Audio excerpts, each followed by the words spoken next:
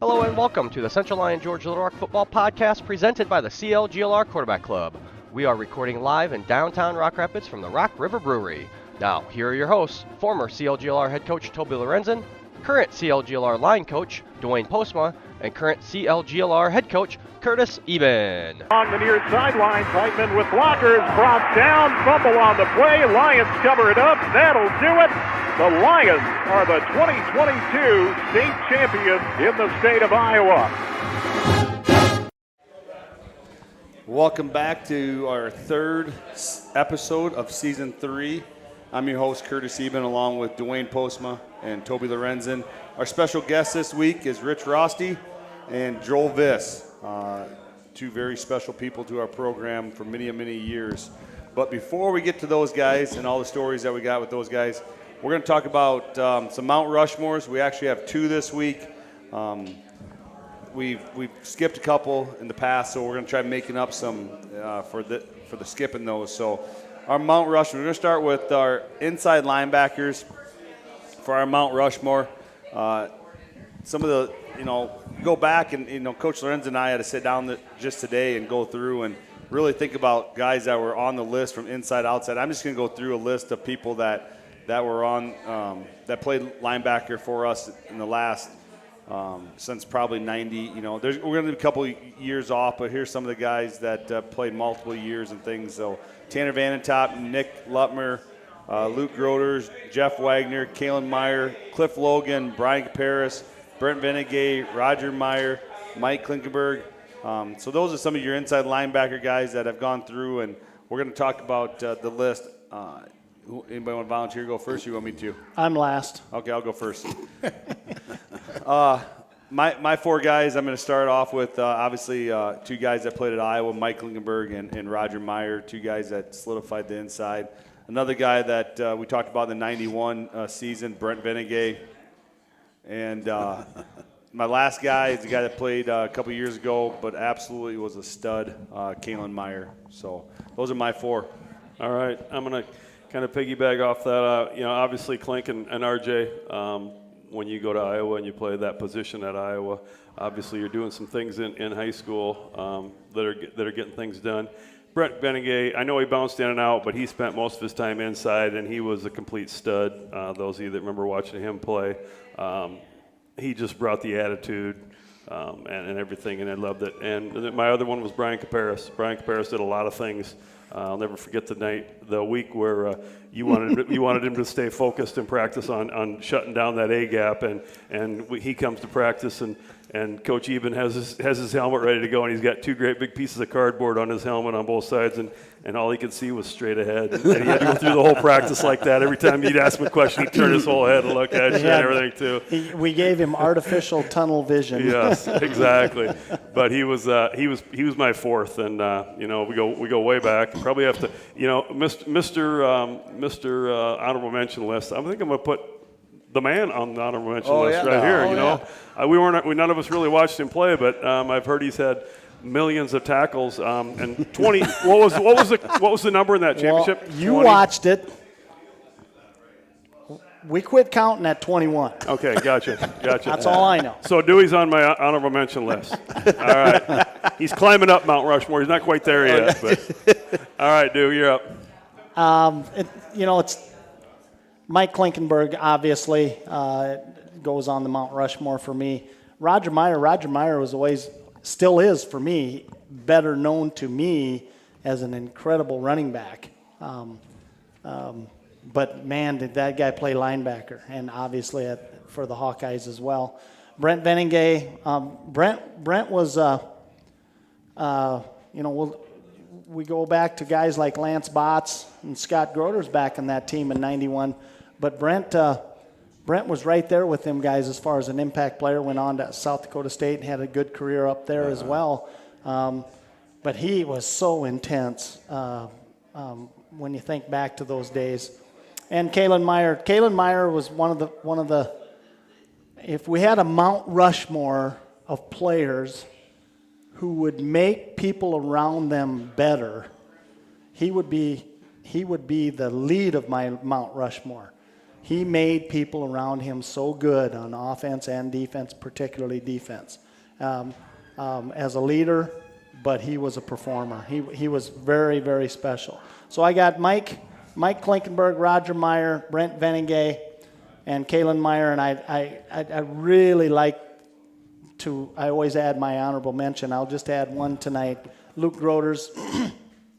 Luke probably didn't have quite the teams that he played on, but Luke Groders played inside linebacker for us as well as anybody. He was coachable. He was physical. Did a great job. So I got Klink, RJ, Brent, and Kalen. Yeah, you know, going back to Kalen Meyer, we played Unity in 2020 over at Unity. They had a really good ball team. I mean, obviously they were ahead of us by 14 in the fourth quarter in the playoffs. We came back, but we played a 3-1 box that game. And Kalen stopped their run game with a 3-1 box by himself. Curtis, I remember their coach commenting on the radio and in the newspaper like crazy that our running game just got stuffed with a 4-man box. Yeah. Remember him saying that? Yeah. I mean, it was the ultimate compliment, and mainly to Kalen. Yeah. Wasn't so it? that was a good story for them. Yeah. Moving on to the Mount Rushmores of returners. We're going to kick off punt returners, and this list is extremely hard in my mind because we've had some very talented kids. And, you know, it's a little bit skewed, and I'll just say this from the fact of when you've had a lot of good teams and a lot of really special athletes, your return game kind of goes to the wayside because they're not going to kick to you. They're going to kick out of bounds.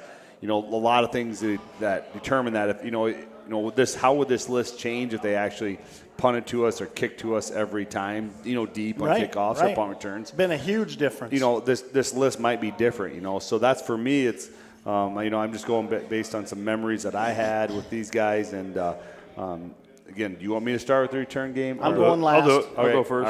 All right. I'm always last. You're not going to read through all of them. You want me just to read them? Oh yeah, you're right. No, you're right. I forgot about that. Sorry, Coach. As we do this here, I think it's important to know some of the returners. It's like a list of some of the best athlete we've ever had on our football team and over the years. Particularly offensive kids. I mean, absolutely. That's why they were there. You know. So again, Coach Lorenzen and I sat down. We kind of went through the years and put returners on there. Start with a kid that's still in high school, Graham Eben. Then goes Zach Lutmer, Brandon Jerns, Adam Booby, Mitch Van Beek, C.J. Roth, Cole Tilford, Curtis Eben, Trent Herta, Jordan Gakey, Terry Brunsma, Jordan Acevedo, Kurt Conaway, and there's probably guys that are off that list that should be on there yet, but that's just a quick overview of some of the guys that we've had listed for our return game in the past. Yep, that's an amazing list. I'm going to start off with a guy we'll spend on our next podcast. We'll spend time talking about him because of some of the things he did. But those of you that were at the Rock Valley game that year when they kicked him at the end of the game, and Kurt Conaway ran it back for a touchdown on the last play of the game. Kurt Conaway was an amazing return guy. A way better, kind of an unassuming player that you didn't really think, you look at him and you didn't think he was that great of a player, but boy, he could play. So he's one of my guys. And then another one is Terry Brunsma. I just think of Terry Brunsma and the fact that he was able to put some big returns in big games. I mean, a game that we needed to win against Cherokee to get in the playoffs, he had a huge return down the sidelines for a touchdown. Against MOC, he had a huge return in the playoffs in '96 that year. And I just think he was.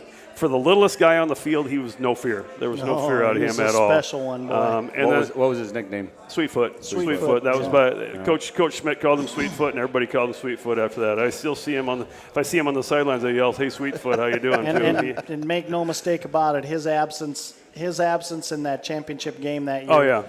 No doubt in my mind cost us the state title. Exactly. That's how tough he was. In all games, in the offense and the return games, you're right there too. Right. Then the other two, the next one, Adam Booby. People would pay admission just to watch him return kicks or return punts in practice. I mean, we'd punt to him in practice. And he'd see how many he could catch. He'd catch three. Then he'd have three in his hand. Then he'd catch the fourth one. Then he'd have the fifth one in his hand. And when he got the ball, anytime he got the ball, he had a chance to take it to the house. And I remember up at Storm Lake one year, he reversed field in a punt and took it all the way back the other side and did some amazing things about it. And then this last guy, anytime he's on any list, I'm picking him. My boy Curtis here. In any list he's on, he's one of my top 4. If you hold the record for how many years in the state playoffs for 86 yards. 86-yard touchdown return in the championship game to keep us in the game at that point. So those are my 4. I'm going to go with some of the same guys. I'm going to add a couple to this list, but again, guys that I can remember that have been game changers. I'm going to go with Kurt Conaway. I was in college at the time when they were playing, but I went to that Rock Valley game. I think he had one against Sergeant Bluff too, maybe. Yep. But that guy absolutely would change, and people kicked to him. At that time it was just, I could not believe people kicked to him. Curtis, I don't think they were afraid of his speed, but it was more, he just had a feel for it. Everything was so deceiving. Yeah, his vision of the field, it was incredible. Yeah. I'm going to go with Lance Botts, again, kid that I grew up, idolizing through that time. And then I'm going to go with Jordan Acevedo. Jordan was an extremely fast kid, caught the ball, did some really good things. I once had a coach tell me, I'm not sure if it was Sioux Center or Rock Valley, somebody told me that they didn't work on kickoff, or they didn't work on punt the entire week because there was no way they were punting to Jordan Acevedo the week we played them. They didn't even work on it. They went for it on 4th down, or they kicked it out of bounds instantly. So yeah. And the last guy is Mitch Van Beek. Mitch was a guy that could literally change a game in one kick, and we found that out. I think that was the Cherokee game. Big game. Single-handedly won that game for us that year. Yeah. And one of them was a kickoff or punt return. But the guy, anytime he touched the ball, it was lightning in the bottle. And then, like I said, Boove, Terry Brunswick, some of the guys that were on the list too. But those are my 4. So I'm going to go with Kurt, Jordan, and Botsy and Van Beek. So. Well, I'm going to start with Lance Botts. I got to tell a quick story about this. This goes back to 1990, and I was really bitching to Coach Null about our return game sucks. Just it was. And when he'd get sick of me bitching, he'd bark at me pretty good, which was good. I think he wanted me to really, really get after it. So he said, "Okay, wise guy, you're in charge of kickoff return next year. Your deal." So I'm going, oh boy, here we go.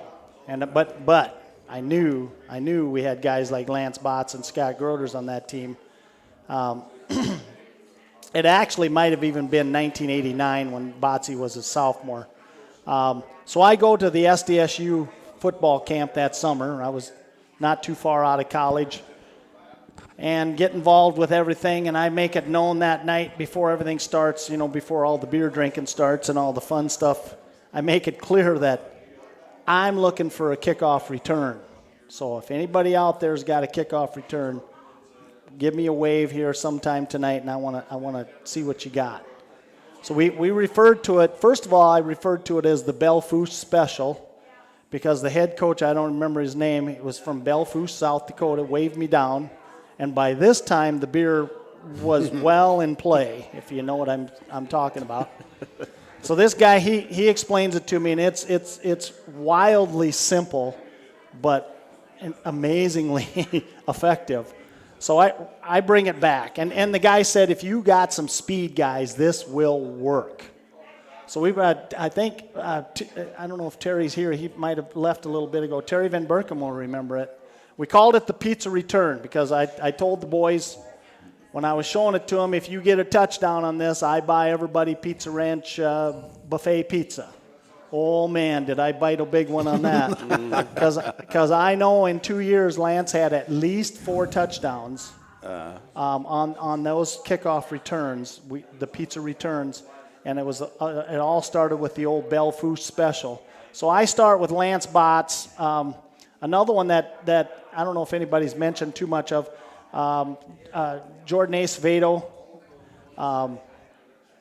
He was so quick, so fast, and he had such impact on games. Let me back up a little bit. When you're thinking about this, and you don't put guys like Adam Boovie, Zach Lutmer, and Curtis Even on a Mount Rushmore team, this should say something about how good our return game has been for the last 30 plus years. And I got it, and Tobe, I think you can attest to this. I give so much credit, particularly with our punt returns, to Coach Schmidt. Yep. Coach Schmidt hammered on it. He was such a disciplinarian. I hope he's listening tonight, because he is the number one reason. And Curtis has carried this on, and Mitch and the defensive guys, Keith Van Beek, have carried this on. Our punt returns are incredibly effective. So effective that guys like Zach Lutmer, they don't even punt to him. They did a little bit to Adam Boovey, but some of these guys, they just kicked it away from him, kicked it out of bounds. It was that effective. So kudos to Greg Schmidt on that. Coach Schmidt, I hope you're out there listening to this, because it all started with you, and it's been a forever tradition that our punt returns are the real deal. So anyway, I'm not going to have those guys on my team. Kurt Conaway, as we've talked about, Kurt was amazing. Jordan Acevedo, Lance Botts, and my last one was Mitch Van Beek. All these guys impacted games, and I guess that's what I kind of based it on. They literally won football games for us in that return game. And let's keep in mind, with all of them, whether it's kickoff or punt return, it takes all 11 kids, just like any other football play. But these guys were pretty special. They understood exactly what we wanted, and they were gifted, and they got her done. So pretty special bunch, because you're talking all these great offensive players that we put in those positions. So. One more quick story. You said Scott Groders too, and I forgot Scott Groders probably should have been on that list too. Yeah, right. We're playing a JV game against Hartley at Central Lyon, and we're kicking the crap out of them the first half. And Dick comes down to Dan Cruz and I and says, "Hey Dan, hey guys, whatever you do, don't score right away. Let's play a little bit more out or whatever." They kick off to us the second half. The big start second half. Scott Groders runs it all the way back to touchdown. Dan and I look at each other like, "Oh crap!" Coach isn't going to be happy about that one. Yeah. I remember that. Yeah. You know, talking about returns, and this was interesting. Even this year, we were very fortunate. Obviously, some very special athletes, but we're playing. Well, the first score of our season this year. You know what it was? It's punt return. Yep. Yeah. Graham took one to the house, scored, started our season off that way. Big play. And we go to Okoboji, and Okoboji is a struggling program, and we stop. We guys scored to begin with, and then they punted, and I wanted the guys to fair catch it, and I think Coach Cruz or one of the coaches said to me, "Look, just let them return one." I said, "They're gonna take it to the house. Let it turn one." Graham catches it, starts on one side of the field, goes back, goes across the field, runs in it, scores. And so the next time, I'm like, told the guys, "Hey, don't catch the punt. Just don't." Kid sets a record. I think he kicked it 77 yards, wasn't it? In the Okoboji game, I'm pretty sure it was a record that game. We didn't catch the ball; we let it go. So you know, like there's so many ironies that we talk about how returners are special, but it's also a lot of this situational stuff that we go on. So there's a lot of good stories and a lot of good returns. It's become very traditional that our return games are legit. Yeah. And our coaches do an awesome and job. We spend a lot of time on it too. We do. Yes, we do. I thought you were going to say that the first score of the year. It was lucky that Graham ran it back, because I was in the end zone trying to fix the end zone camera. I wasn't going to be on the sideline to make the call for the first offensive play, so we just ran it back anyway. No, I didn't know that.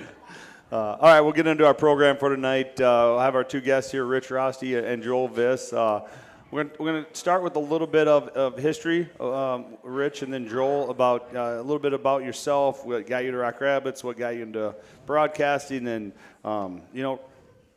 start us off, Rich. Tell us a little history. Well, Curtis, thank you so very much. I can't tell you how much this means to me to be invited back here. It's been 20 years broadcasting Central Line George Little Rock football, and to be invited back as I was in 21, we'll talk about that in just a little bit with Joel, but to be invited back here for a round table to sit and talk about something that was so dear to my heart, Central Line football. I mean, when I came to this town, I did not realize the importance of football, but it didn't take long. And they were telling me about Tom Roach. They're telling me about the championship undefeated season, and the team that didn't get in was the better one of the three. Yeah. I mean, I knew that history within a month. And that football was that important to this community and has been ever since God was the coach. You remember how Dick always talked about, what was his name? It was Sue Vincent's dad. Oh, Carl Zender. Yeah. Carl Zender. Carl Yeah. Zender Yeah. was God. Yep. Yeah. Dick followed God when he started taking over and coaching. Yeah, right. That's right. Good point. But I think back on, it's been 43 years. 43 years since I did my first Central Lyon football game. It was totally by accident. I came here from Minnesota, and coming into this community, if my name would have been Van Roste, it would have been much better for me when I came to town. But I was basically known as that Norwegian kid from Minnesota when I came to town. And in a small town, especially back then, the thing what you did is, if you were a businessman or professional or something, you'd go down for the coffee shop at 9 o'clock. Everybody's down there having coffee.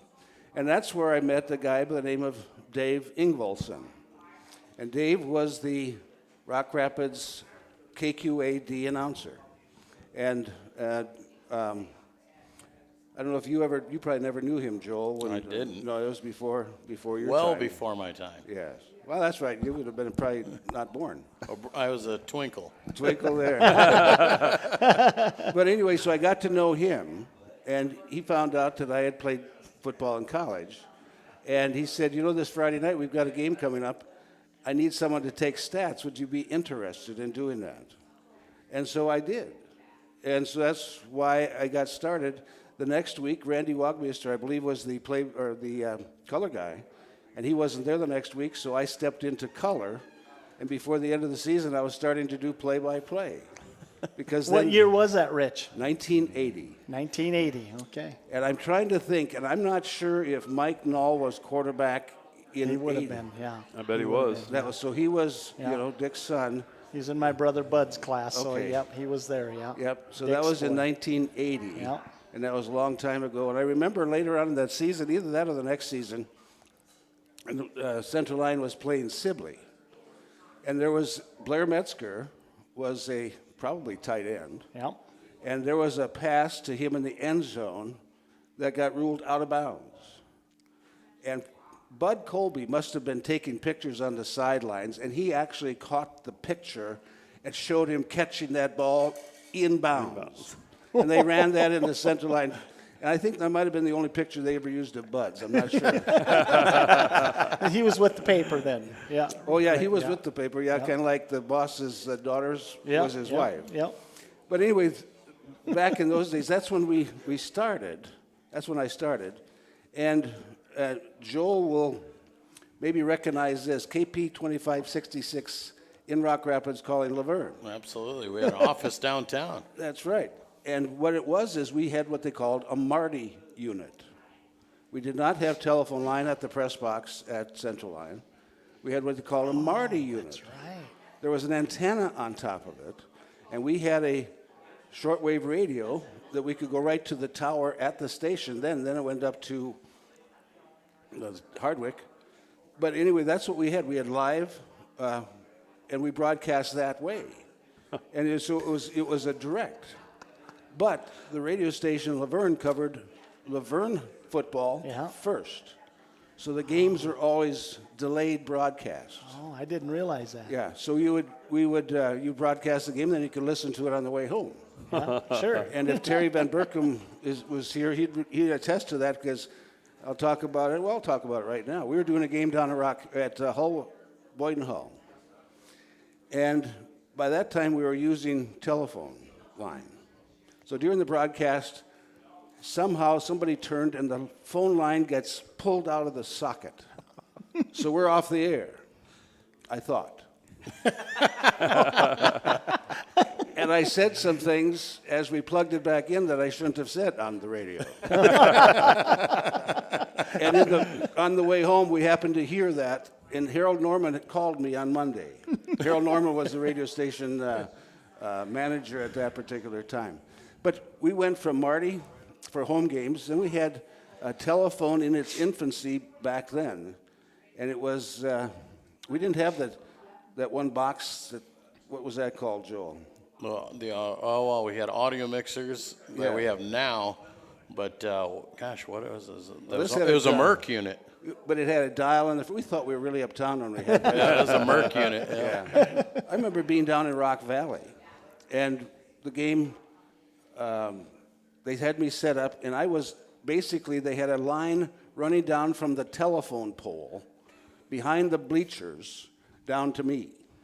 So I'm sitting in the crowd broadcasting this game. Holy cow. You know, and they didn't have a press box, or they didn't have room for visiting radio at that particular time. So anyway, those infancy days of broadcasting for me with Centerline, it's totally a mystery. Because I had no concept of what broadcasting was all about. Yeah, right. You know, I was a funeral director. Yeah, and, right. But I played ball, and it was fun to do. Well, you played for the Gophers, though, so. I thought that was a pretty big deal, but that doesn't mean squat in Iowa. If I had been an All-American for Minnesota, nothing. Yeah. If I would have been, the third stringer at Iowa, when I moved to town, they'd have had a parade. Oh, yeah, for sure. Oh, for sure. Absolutely. Yeah. No doubt about it. But I agree. I never forget when I was a walk-on. I played 2 years of junior college ball, and I walked on at University of Minnesota. And I was a defensive lineman, all 6 foot, 225 pounds in junior college. So I didn't feel I was big enough to be a defensive lineman at the U, so I walked on as an offensive guard. Hadn't played it since high school. And I was 6 foot, 225, which was not that bad because our starting center was the same size. You're talking numbers I can relate to now, Rich. So, I wish I was at 225. So anyway, we have practice, and basically when you're a walk-on, if you saw the movie Rudy, you're meant to be knocked down hard. That is your purpose in life. And so the first day of pads in the spring training, there's not spring training, but in spring football, I'm lined up against a guy by the name of Keith Simons. Keith played for Kansas City and St. Louis for 4 years in the NFL. And my job is, it's in between the tackles. Dummies. I'm supposed to block him for a running back behind me. And the coach says, "Hut." And I think, that's the most beautiful blue I've ever seen in my life.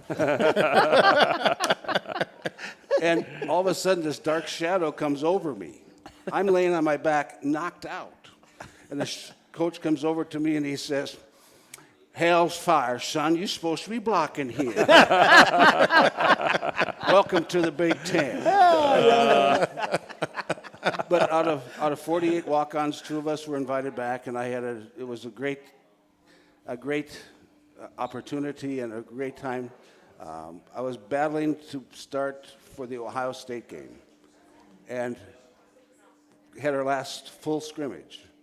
And this Keith Simon, the same guy, he gets past the block on the tackle, and he goes right through my knee the wrong direction. Oh, no. oh, yeah. So I was done, but I did finish out the year. I was able to dress for the home games, dress for the Iowa game that Rick Upchurch ran back a punt for a touchdown to beat the Hawkeyes, which I mentioned that only briefly. Attaboy, you're okay. That we're not all crazy Hawkeye fans. And however, Ferentz has yet to lose to PJ. Yeah, right. That's right. But anyway, I was able to be able to run out in the field with the team and be a part of the picture and have those great memories. You wouldn't trade it, would you? No. You wouldn't change it, would you, No. Rich? No. And Tony Dungy was our quarterback. Wow. Oh, nice. And- Special man. And the thing is, what you see on television is exactly the way he was. The most intellectual man I've ever met. And when you see him on the sidelines with his feet crossed when he used to coach, that's just how he stood in the sidelines. But he's always thinking, always quiet, always thinking. And he was an amazing athlete. He went on quarterback in Division I, went on to play defensive back for Pittsburgh, won a couple rings there, and coached in championship. Won a Super Bowl. Super Bowl. He's a legend. Yeah, and had tragedy in his life, and he used that to write books, and what he's done for youth and things like that. Yep. But anyway, that was, for me, that was just an amazing thing. Oh, yeah. Just to be a part of it, and And I know when I walked off the field for the last practice, I'm never going to work out again. I am done with working out. So when I came to, Dave knew this story, so he asked me to be a part of the broadcast. And that's how I got started in it. And my first away game was down in George. I remember that. And the thing is, you didn't have any preparation. That was one of the things that were on your list, Curtis, about preparation. You'd walk down the field, and who's the head coach? Oh, there he is. Who are your starters? I don't have time. Go talk to the assistant. Who's the starters? I'm not sure the coach is starting to. Give me somebody. Sounds like you met Ken Roseberry. That is exactly the truth. That is exactly You won't forget that, will you? No, it happened to me twice. The coach at Sibley and Ken Roseberry were the two that wouldn't do that. But Was that Rick Braby at Sibley by then, maybe? Well, could have been. I think you're right. Might be. Similar kind of guy. Yeah. But anyway, so you just circled and you just went back to the press box and you started to announce the game. You didn't have anything prepared. And you just go ahead and try to catch on as you went along. And maybe after a few possessions, you had at least the quarterback and the running back down. And after that, you made it up, which people didn't realize because you're on the radio. Yeah. So anyway, that's a little bit about my history. And What year did you end up giving it up, Rich? 20. I did it for 20 seasons. So it was actually maybe 19. It was your senior year. It was last year. 99. Your last year would be 99. So that would have been the 20th season. Yep. Because when you're talking about kick returns, I announced that kick return. You did. Oh, yeah. And then you asked me, Coach Lorenzo, you asked me to replay that by memory at the football banquet. That's right. I remember that. Yeah, that's Yes. right. Yes. And I made up a whole bunch of stuff, but we got him to the end zone. Oh, yeah. Yeah. It sounded great, as it always does, Rich. You're talking about kick returns and things like, I'll never forget, we were playing down at the Dakota Dome, in Vermilion, because there was so much snow they couldn't play the playoffs up here. 1991, yeah. 91, and we were playing Sergeant Bluff St. Lucian's or St. Albert. No, Council Bluffs, St. Albert. Council Bluffs, St. Albert. Yep. Yeah. And there was a kickoff, Central Line kicked off, and Groders stole the ball away from the kick returner. Yep. Remember that? Yep. Yeah. And he just took it right away from him and got the turnover. Central Line scored, had no problem. Was that the game after Emmitsburg or before? It was That was after. That was after. Actually, later on that game, Scott Yeah. hurt his knee pretty bad. Yeah. That's And right. we lost him Yeah. for the championship game. That's right. But Yeah. it was, I remember that, yeah. But that was, and they've never done it since. South Dakota's never No, let. it was a rule change because of Actually, it. a rule change because of it. But I'll never forget that Emmitsburg game. Oh, man. That was, Emmitsburg got there about an hour or better late because the roads were bad. That was too bad. And they. We got to play them the first game of the year this year. Okay, yes. So I don't say too many bad things, but Well, they play us in August now, not November. Yeah, we're okay. You can say whatever you want, Rich. That's right. We're good. but they came in and Emmitsburg had Central Line's number for a long time, and that coach down there, he had some amazing records. Coach Thwaite. Wait, yes. I mean, the story was that when they won their first state title, he took the seniors and had them carry the trophy down to the elementary and showed it to all the kids down there, so they would have that feeling of its life to be a champion. And chances are those kids in first grade wound up hoisting one themselves. Yeah, for sure. Yeah. So they come down, and they're still late, but they're still very confident. And that would have been your first year of coach? 88 was my first. As assistant coach, I was there and started in 88. So I was an assistant. I was way up in the press box up in the area scouting. Yeah. Yep. Okay, so anyway, and the game goes on, and the intensity of Central Line was there from the get-go. Never took the foot off the throttle. But there was one play in that game that was really quite pivotal, is when they had a quarterback and a punt kicker called Joyce. Yep. If I remember right. He was a Pat good Joyce. one. Very Pat good Joyce. one. Yep. Yeah. And he went back to kick a punt, and he had his orange mouthpiece hanging down. 15-yard penalty. Big turning point. It was a huge turning point in that game. Central Line had control, but this one, put it over the top. It wasn't no question after that. And I remember at the very end of that game, Central Line was driving down at the end zone. And one of the Ross boys was on the line, and Ty Kruger's son, I think Matt Kruger, yeah. And he threw the block, and who scored? I can't remember who scored. I'm sure it was Botsy. It was Botsy's all over the place that day. Yeah, but Kruger absolutely T-boned that linebacker and put him horizontal. This kid was horizontal as he went down to the turf.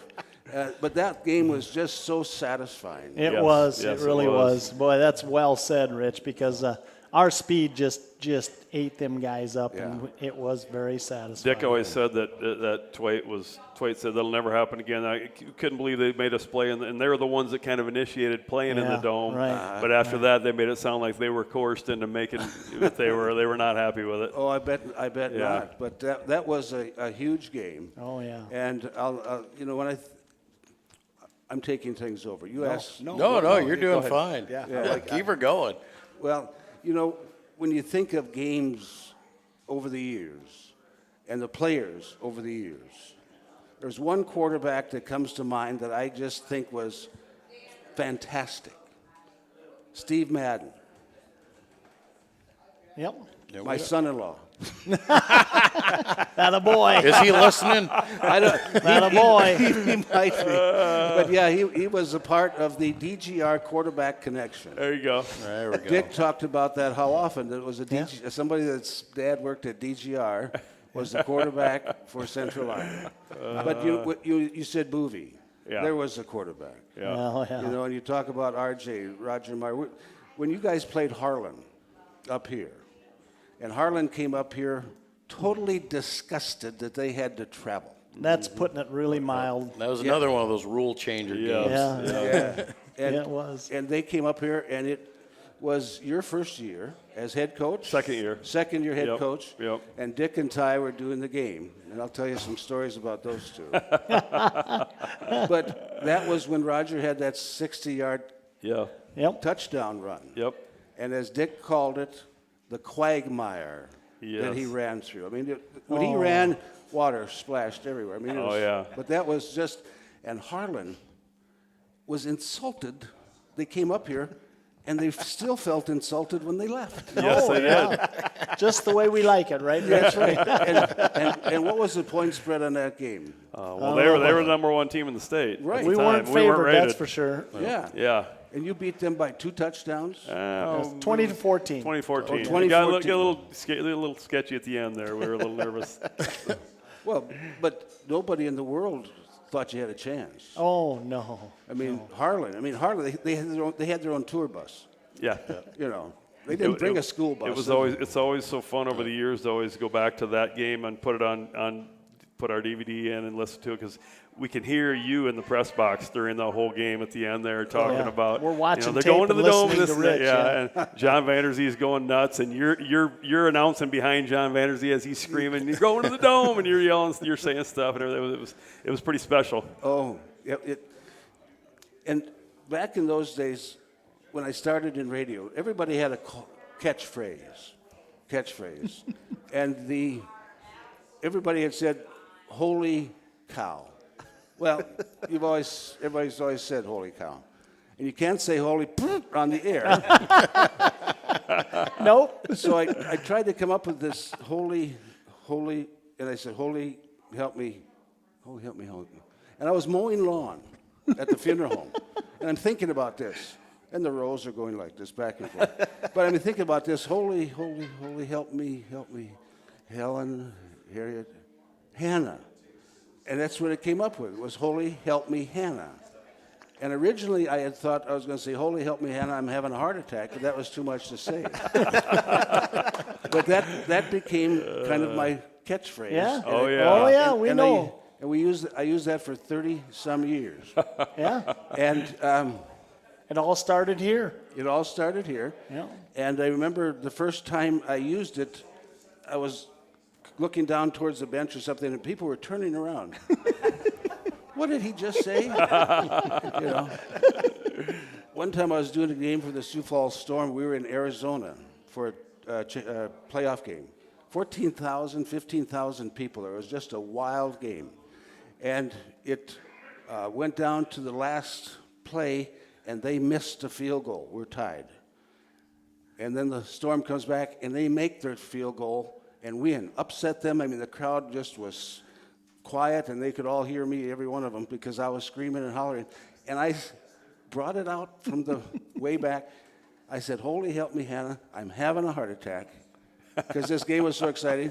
The paramedics are on their way. They believed you.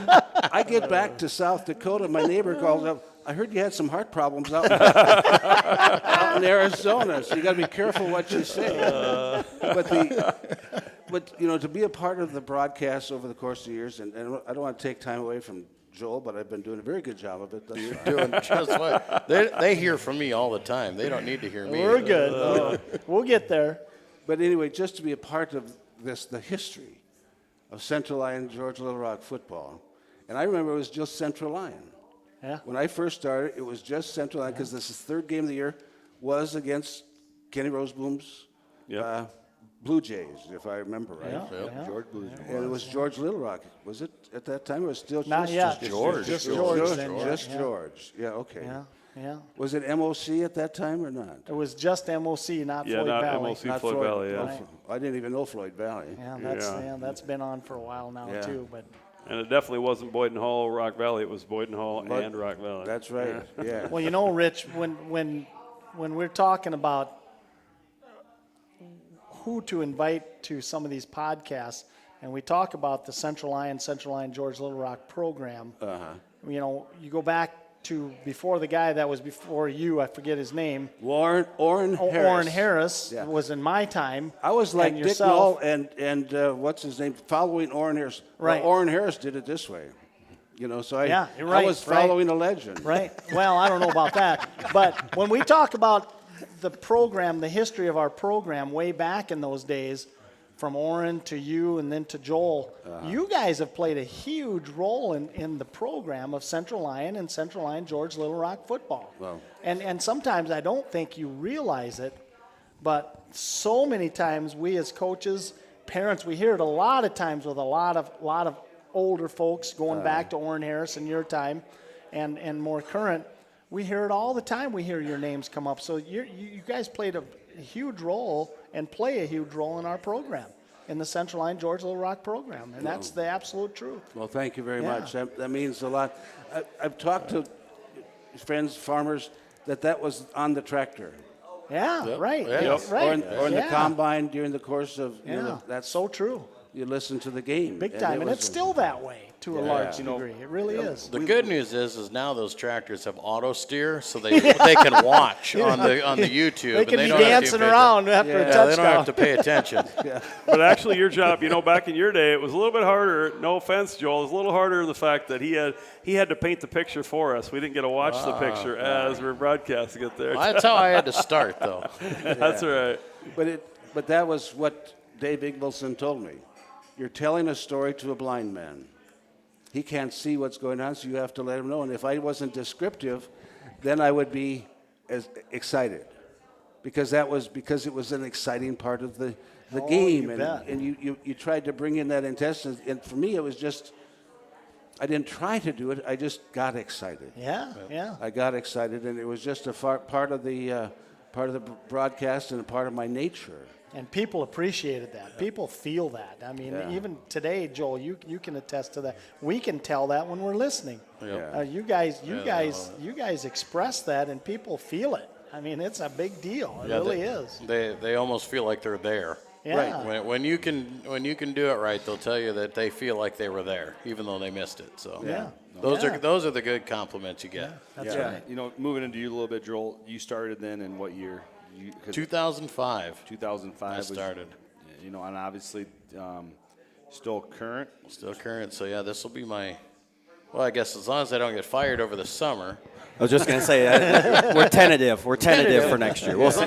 Pending contract. I haven't gotten a return signed contract. Contract negotiations pending. This will be 19 years for me. So Wow. Yeah. So yeah, 19 years. But I started in 05, and I was a intern at K101, and Steve Graffitine says, "Well, you're from Rock Rapids, right?" Yeah. Yep. He goes, "Well, I got a guy there. He has no idea how to say these Dutch names and stuff like that. So you got to go with him and be his color guy." I'm like, hey, that was Matt Gross. He's actually the program director up in Madison, South Dakota now. And I talk to him every once in a while. We touch base. But, so my first year, and my job was to make sure all the names got pronounced right. And so that was how I was introduced into, hey, you're going to go be a football announcer. I'm like, oh, okay, great. Introduce him to Toby, let him know who the coaches are, kind of get him so he feels like he knows where he's at. But your job is to make sure that we pronounce the names right, because if we don't say these kids' names right, their grandmas are going to be calling us, and we're going to get yelled at. So that's kind of how I got started. And so him and I actually started, and we missed the playoffs that year. First year, man. I grew up with you, Kurt, and Jeff, and we came through that 3A, and we were in the Dome 3 years out of 4, and we went off to college, and our teams were we talked about Conway and stuff like that when we were in college, and I remember going down my freshman year of college, we played in Missouri Valley for the district title, last game of the regular season, and I was actually in Pella, Iowa at the time, so I drove across. I'm like, oh, man, that's like only halfway. I can drive over there and go watch that. And I just remember watching. I remember we scored as the train crossed the tracks and stuff like that, and we ended up winning the district. So, I mean, traditionally district champs, powerhouse. And then I come in my first year, and we go like 4-5 and miss the playoffs. I'm like, oof. I'm like, this could be rough. And so we'll see how this goes. Well, and then my next year, Matt moved on to Madison at the time. And Steve calls me and says, hey, we just hired this guy. He used to work for us. He's actually down in the Carolinas right now, and we're going to bring him back. And he's going to be your play-by-play guy. You got to introduce him to the world and kind of teach him what Iowa football is about and all that stuff. And I'm like, oh, okay, yeah, just send him down. I was actually working for the cell phone company at the time. Mm-hmm. I said, yep, send him in. He comes rolling in. And that was the first time I met Jay Kelly. Oh, yeah. And Jay Kelly was my guy. And he was like, okay, well, what are we going to do, Jay? Well, first of all, there's 2 stations at the time. So we were doing it for 95.1 out of Worthington, which was owned by the Laverne conglomerate. And then 105.3 was doing it too. So that was like Dick Heidloff and Glenn Anderson and Vinny and those guys. So they were doing it. And our first game was at West Lyon. It was on the road. And so we're the secondary station. Oh, baby. And Jay and I get put outside.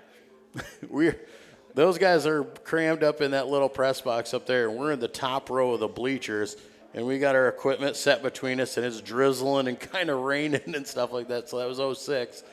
And, we're sitting there, and Jay's just looking at me and goes, this is really what we're going to deal with all year? And I'm like, I hope not. I hope not. But we also dealt with, we started off with the Marty system. I can remember Steve and I. So Steve had an accident when he was younger, so he's only got one hand. He's got a hook on the one. Steve Graffen's got a hook on one. And he brings me down to our old press box, and I'm the guy who gets to climb on top of the press box and hook this Marty antenna up so we can shoot the signal over to Worthington. And I'm like, this just does not seem safe at all. But, yeah, so that's how we started. And then, then we moved into the phone line stuff. And we had the same stuff as you so if you remember the old press box, it was pretty tiny. Yeah, pretty small. And you came up the middle of the grandstands, and the door was in the middle. Yeah. We were on the north side, and then on the right side was Glenn and Dick and those guys. And then it was the PA guys, and we were all kind of crammed in there. But the phone line was over there. So I ran a phone line, and I duct taped it up over the door and brought it back down and around.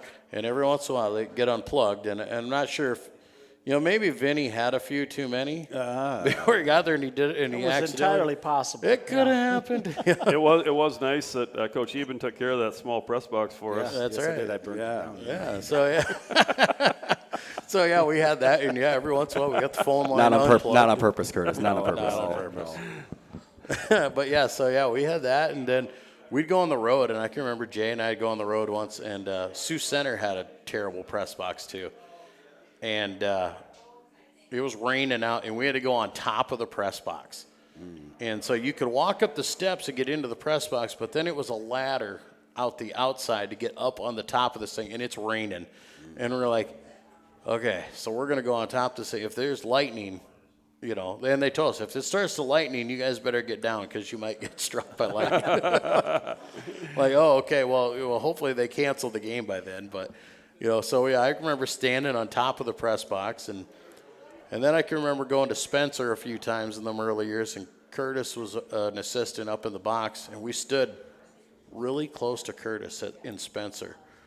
And at one time I had to tap him, and I said, hey, you got to kind of watch your language, Kurt. I said, I can hear you over the air. Because Kurt was a little upset. We weren't playing very well at the time. Yeah, we were playing Eagle Grove. We were playing Eagle Grove. That was an intense game. That was an intense game, and it was a battle. And there were a few choice words for coming out there. So, you know, those are some of the fun stuff that we, you know, with Jay. And Jay's by far one of the best play-by-play guys I've ever worked with. No doubt about it. Yeah. You know, and he taught me so much. I can remember when I'm new and I'm not sure how this all works, and he'd been in radio, and he'd give you advice on, okay, you hear how those guys talk over top of each other and they all blend together? He goes, we need to get in sync with each other, where I'm talking and then you're talking, and we don't jump on top of each other, but we're still both making great comments. And him and I would work on that stuff, and he'd teach you that and on how to do that. So that way it's not just a jumbled screaming mess that nobody can understand. You know, he goes, that way it's a great clear sound. People hear us. He goes, they hear me, they hear you. You know, he goes, I'll do the play-by-play. And he goes, you just kind of stay quiet. And when I'm done, I'll kind of either give you a nod or I'll look at you until we get it down. And then you come in and then you give the rest of it. And we worked on that for a lot of times and a lot of years. I mean, we did some Minnesota games together and kind of over. And Jay was the one who, you know, taught you how a good broadcast should sound. Yeah, and we're real blessed because starting with Rich and working right into you and Jay, you listen to other schools. And I'm not bashing anybody, but just how professional it has been over the years with you guys, and just how classy and everything. And then Jeff's taking it to a whole other level now with our video and stuff. And it's just we're really blessed to have a run of it since we are. It plays an important role in our program. Well, it really does. It is it's just that traditional program, you know, like you got guys that held that tradition extremely high. Right. You know, it's and then amazing. from a public perspective, not only with any coaching stuff you want to see it, but from a public's perspective, and which is these guys brought that. That's probably the key right there. I've always thought that world of that, the fact that we try to make our program at this level, and you guys have always tried to make your program at that level also when you announced it for us. Know, going back to you, Rich. Let's talk about some of the guys that you worked with in the booth throughout the year. There's a long list. Yeah. There's a long list. One guy's sitting right behind me, Larry Timmerman. Yeah, right he actually was on a broadcast with me one time.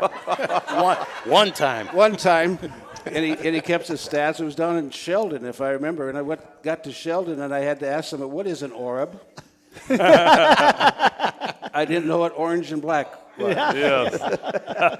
But I'll try to remember them. Mike Clevering and I did it a very long time together. That's right, yeah. And I'll never forget the first championship game we were down at the Unidome. And things didn't go as we had hoped. Central Line lost. And at the end of the broadcast, Mike Clevering said, you know, most communities will give their left tooth to have a team like this.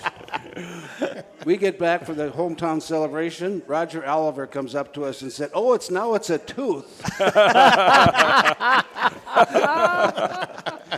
He's still the same. He's still the same. Yes. But, and Ty and Dick, Reed Grafing did ball games. He did the very last ball game I did for Central Line.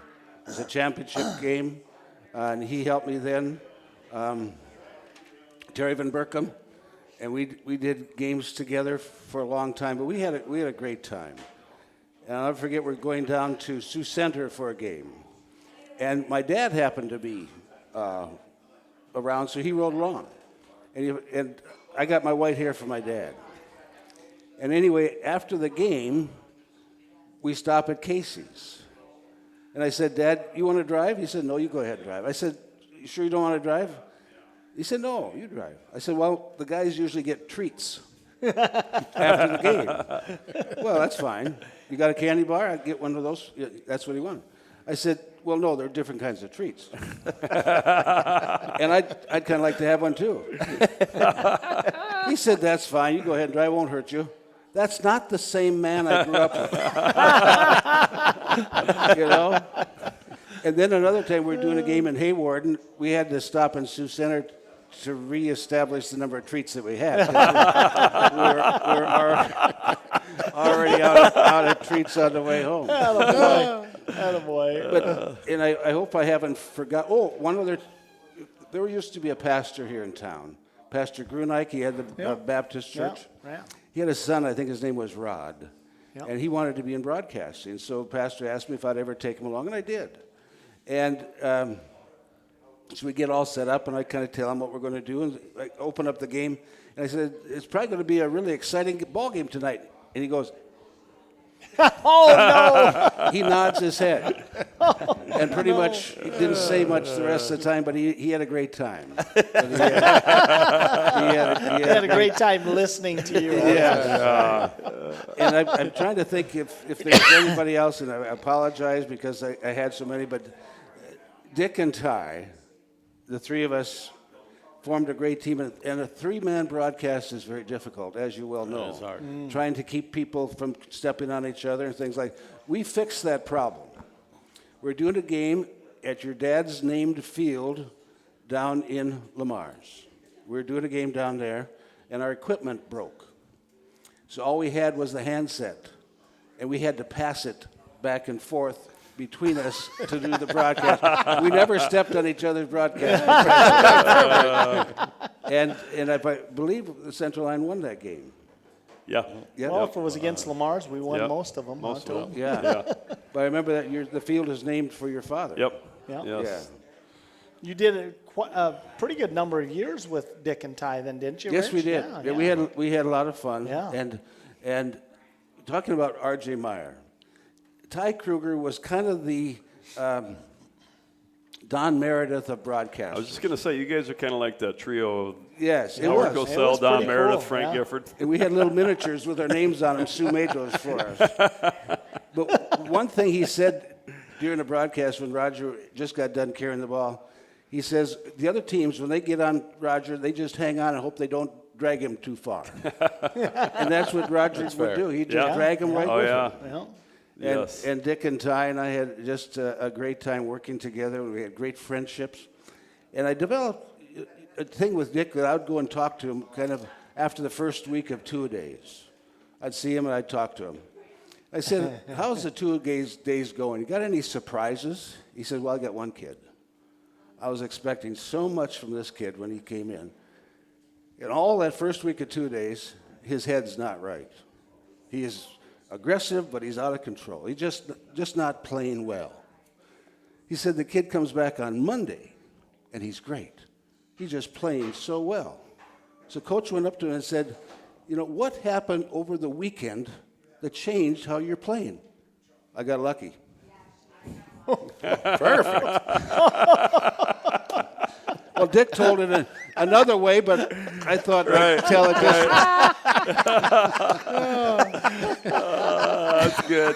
That's how you keep your focus. That's right, yeah. Yeah, he came with a whole different intent after that. But, you know, being with these guys, and we had such good, Dave Spittler also. Oh, Dave yeah. Spittler. In fact, I did color for him one year. And I was doing color with him, and we were in the press box, and an exciting thing happened, and we were both jumping up and down, and the other guys, stop doing that. It was rocking. But you think back of that old press box, Curtis, when you talk about that. If I remember correctly, Terry Gustav was the PA announcer. Yeah, And I think he started the Here Come the Lions he did. with that tremendous voice he Yeah. had. Yep. Al Bresky was running the clock, and Paul Smith was up there. We had to help him into the press box because he was He was probably in his late 70s at that time. Right. And then later on, Raj Van Rokel and Pastor Lemke were running the clock, and after Al had died, and I'm trying to think, Dave, who did the filming? Dave Holstein? No. Holstein, yes.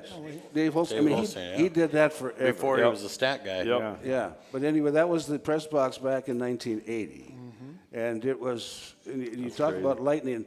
When you were hooked up to the Marty unit antenna and it's lightning, Yep. and the headset's like right on either side of your brain. Yeah, right. You even talk about chip shot, you're gone. Yeah, yeah.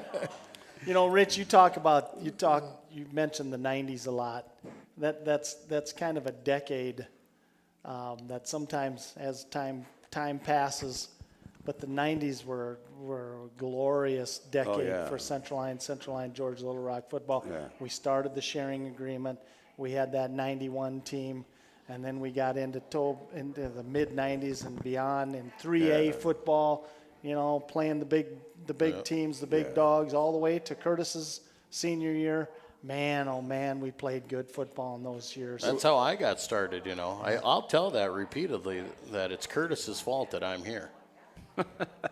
I found a picture when my mom was moving from when we were in middle school, and I was the tailback. And there's a picture in the paper of me running the ball. Curtis is missing a block in front of me, and I'm getting smeared in the backfield. And I said, you know, if you'd have blocked for me, you know, maybe I'd be the head coach and you'd be the announcer.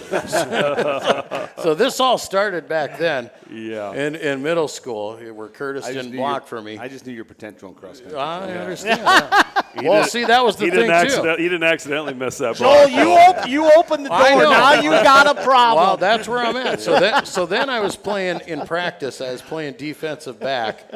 Now, when is this? In junior high? Junior high and freshman year. All right. I just want to clarify that. Yeah, and I'm playing defensive back. I'm playing corner. And amazingly enough, Curtis could never be tackled by the line or the linebackers as that fullback coming through. He was all right as a running back, maybe better than I was. But so I break down, and I'm like, I got him. I'm in practice, and I break down. And I'm thinking, maybe he'll juke me, maybe he'll run around me. Nah, he just trucked me. He just ran right over top of me. And at that moment, I said, you know, maybe I'm a better runner than I am a football player. And then I became a cross-country guy. And you know, you talk about that decade. You start with Lance Botts, Brent Veningay. Then you go to R.J. Meyer, Adam Boovie, Curtis Eben, Justin Overman. Man, man, that was some good stuff. It was always exciting. Yeah. Always exciting football. Some great teams, weren't they, Rich? Oh, man. Great they records were and great great teams teams. and great kids. Great kids. You know, you're talking about Dick Null and you and how you guys formed a lot of relationships. I always remember the first few years I was coaching, after the game, we'd go to the locker room, the old locker room. Yeah. Us coaches would sit in Hank's old officer or whatever, and you and Dick would go up onto the back stairway there. Yeah. Dick would light one up, and you guys would sit there and talk for your radio show the next day or whatever. Hey, we did it in the coaches. We smoked in the coaches' office. Did you really? Yeah. And then eventually we had to go up the stairway. Then at the end, Dick and I would sit on the curb on the street. There you go. Because we had to be off school property, and we'd have a smoke out there. And I'm interviewing back and forth, and Dick. But Dick was great to interview because you asked him the same questions, you got the same answers. Yeah. Oh, yeah. Game after game after game. Yeah. It never changed. It never changed, but it's still the same, by the way. With these two. Well, they learned from the best. Yeah, I know. Yes. It's still the same. Yes. Yeah. But, you know, one of the things that he always would say, well, Coach, look, what's the season look like this year? I know what this is going to be. Well, I'm cautiously optimistic. Cautiously optimistic. I bet he said that 1,000 times, don't you think, Rich? And for his funeral, I put together a little deal to play, and at the end it had about his chances after death. He said, well, I'm cautiously up There to you this. go. Well said. You know? And he always said he wanted to have, he said, Rich, when you bury me, which I didn't, but he says, you hit both those championship rings on me and put them right out in front so people can see them. That's when just the coaches got them.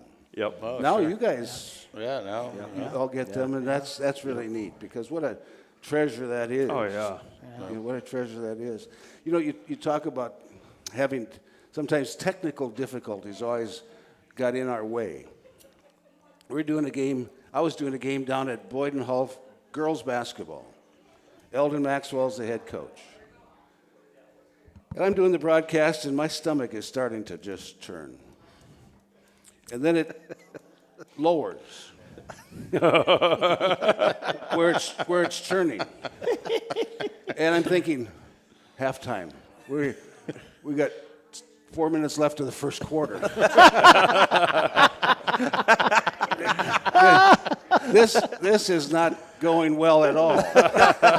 And things are starting to rumble, and I'm trying to call the game, and finally I said, during the break, I said to the guy running the board, I said, just keep playing commercials till I get back. So I get up, and I have to walk across the end zone of the court to get out to where the restrooms are. And I walk there, and I'm walking rather stiff-legged, just trying to maintain my abilities at that time. And Eldon's on the bench. He looks over, and he goes, like, what are you doing? The game's going on. And I went, don't ask. And so when I come, and I'm walking kind of funny, when I come back, Eldon goes, I know what you were up to. You know. But you're live on the air. What can you do? What can you do? And things like that happen. Those were also days where the innocence of it all was pretty cool, wasn't it? Oh, absolutely. It was. Eldon and I, maybe I didn't mention, Eldon and I did some broadcasting together too. One day I get a call from the radio station. They said, can you go up to Pipestone and broadcast the game for us? Sure, I can do that. Nothing going on. And so I called up Eldon. You want to go to Pipestone? Broadcast the game? Sure. So we head off and go to Pipestone. We get up there. Both teams are green and white. Oh, no. Oh, my goodness. We didn't know which team was which. And we had to ask. It was Wyndham or Pipestone, and they were both green. And we get into the press box, and the window is like 2 by 2. And we're trying to broadcast this game. We get through the game, and Eldon says, let's just stop and have one on the way home. So we stopped at that Wooden Nickel or whatever it was up there. And if you know Eldon, he knows everybody. Oh, yeah. Oh, yeah. We walk in there. He can play English bingo instead of Dutch bingo. Oh, yeah. Right. But he walked in. He had 2 relatives in there. You can never go anywhere with Eldon without him knowing somebody. For sure. Yeah. No doubt. But we had a lot of fun and things like that, and it went amazingly fast. Yeah, it went amazingly fast. That's so true. Yeah, true. Toby, you were talking about when. We'd meet down the coaches. That's when you were scouting. Yeah. Yeah. Yep. And a lot of times, if the game was closer, you would get there with the scouting report. Yeah. By the time we pulled in from Emmitsburg the night we were playing the night we were playing West Lyon in '91, that playoff. Oh yeah. Game. We were pulling in from scouting Emmitsburg that Sure. Yeah. Right as the game was getting over. You talk about the innocence of it all. 1991, we're playing at Okoboji. And we got the Ross twins. One of them, I don't remember which one. Sorry, Mark or Pat. They're listening too. Oh, I'm sure they are. You know they're listening. We get to Okoboji. We're late because of a detour. Something. Coach Knoll is quite nervous. Okoboji wasn't real bad. That was Robert Strauss was his old friend that coached him back then. I'll never forget it. Never forget it. One of the Ross boys comes up to me during warm-ups, and we're trying to hustle things along. He's got to go to the bathroom. He's really got to go to the bathroom. He's got to do a number 2. So, I didn't know that at the time. I thought it was number 1, but he ends up doing a number 2 back behind the storage shed out there on the practice field. the innocence of it, the innocence of the day. And you forgot to tell that his brother is standing in front of him Yeah, like this. The innocence of the day was so cool. And I remember I bumped Coach Knoll about it. He just shakes his head laughing. And I said, Coach, it could be a lot worse. What the heck? Well, that was like when we went to Pocahontas a couple years ago, and they put you in their bus barn is what our deal is. And I can remember we're rolling in there, and they're like, okay, this is your locker room, guys. And there's 2 wooden benches and an actual chalkboard on the wall, and then they got a shop light in there. And I'm like, man, this is a blast from the past. I said, this is the locker. And then it was like, so what if our guys got to go to the bathroom at halftime? Well, you just go over there between the buses. They're like, well, what if they got to go number 2? Well, I suppose they go wait in line at the porta potty. I'm like, yeah, with everybody in the crowd. Hey, hey. But it was a blast from the past. It was like, oh man. They had the spiral staircase too to Yeah. get into their press box. Oh yeah. We had to go up and sit in the press box. Yep. For the game, and we were walking up the spiral like straight up and walk in, and it was. I think we all sat in the same. Because I was in the booth that night. I think you sat in the booth with us. Yeah, and they had. Their PA guy was the local priest, it was pretty funny because he comes rolling in, and he rolls in the black garb, and he's got the white collar on, and I'm like, oh man, we got a priest in here. Is the PA guy? He pulls that collar off, and it was an instant change, man. that guy could drop more cuss words in a minute. I was like, oh, here we go. This could be entertaining. But that's the fun stuff of high school football. Yep. Oh, yeah. Yeah. Yeah, so that was good stuff. Yeah. Yep. And then Jay Kelly was always good about that too. Jay, as professional as Jay is, he'd always try and get a zinger in on somebody to make them laugh while they're doing it, and he would try and stick something on you. And I can remember we were at Western Christian, and you sit on the Western side there, and we're kicking the crap out of Western. And the crowd is just booing, and they're cursing, and they're swearing, and they're yelling at the refs, and they're yelling at our players, and we're just beating the tar out. And all of a sudden Jay goes, I need to stop for a second and apologize for the very unchristian-like language you may hear over our radio station as we sit on the Western Christian side of the field. And it's like, by the way, Joel, how you doing? I'm like, oh, here we go. Joel, I remember that game, and I remember telling the chain gang, a couple guys I knew from before, I could tell they weren't happy either because we just kept scoring whatever. The game was getting out of hand. And I told him, I said, dudes, you got to teach your coach to stop throwing the ball when you're not a very good team. Yeah, this is in their infant years and everything. And they looked at me and said, I said, yeah, you ran 4 downs and you ran off 40 seconds.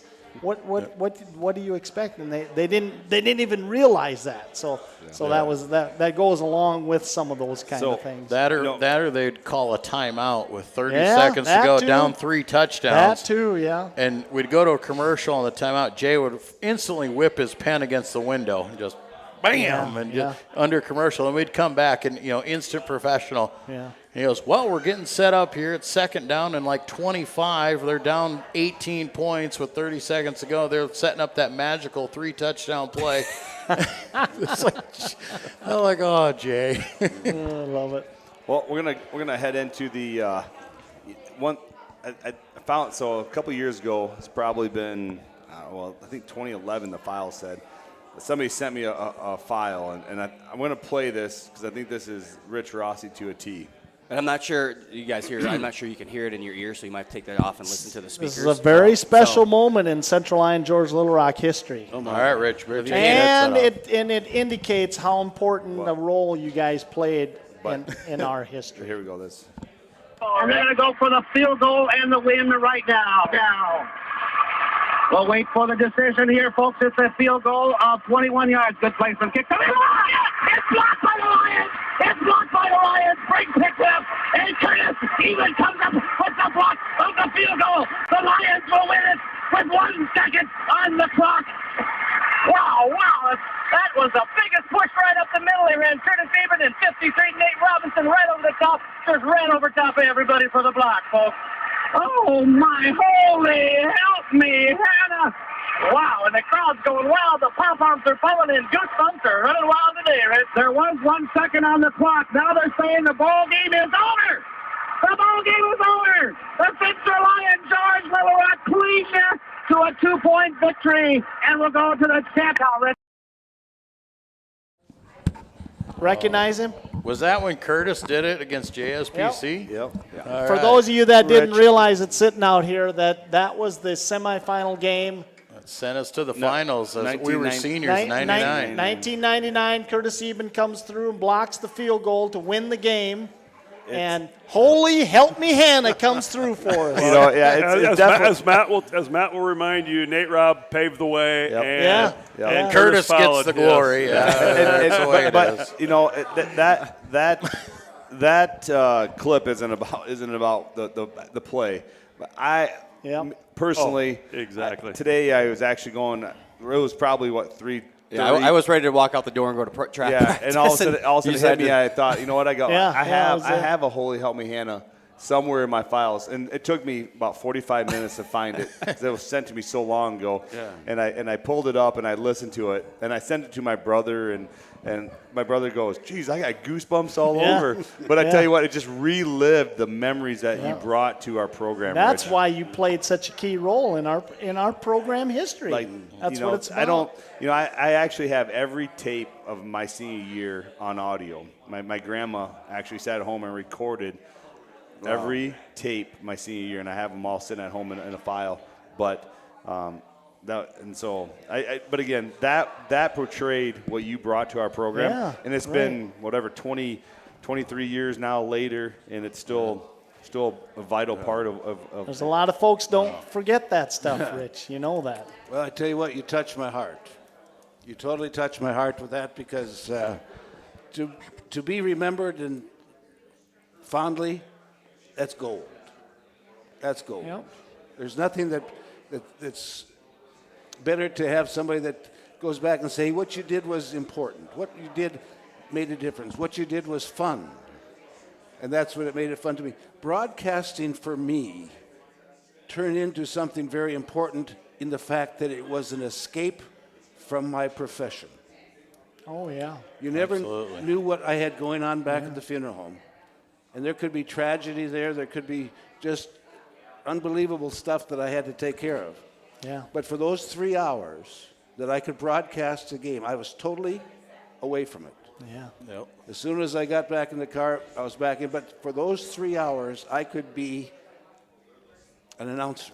And just think, Rich, and Joel, what those 3 hours do for so many other people out there. In a very similar way.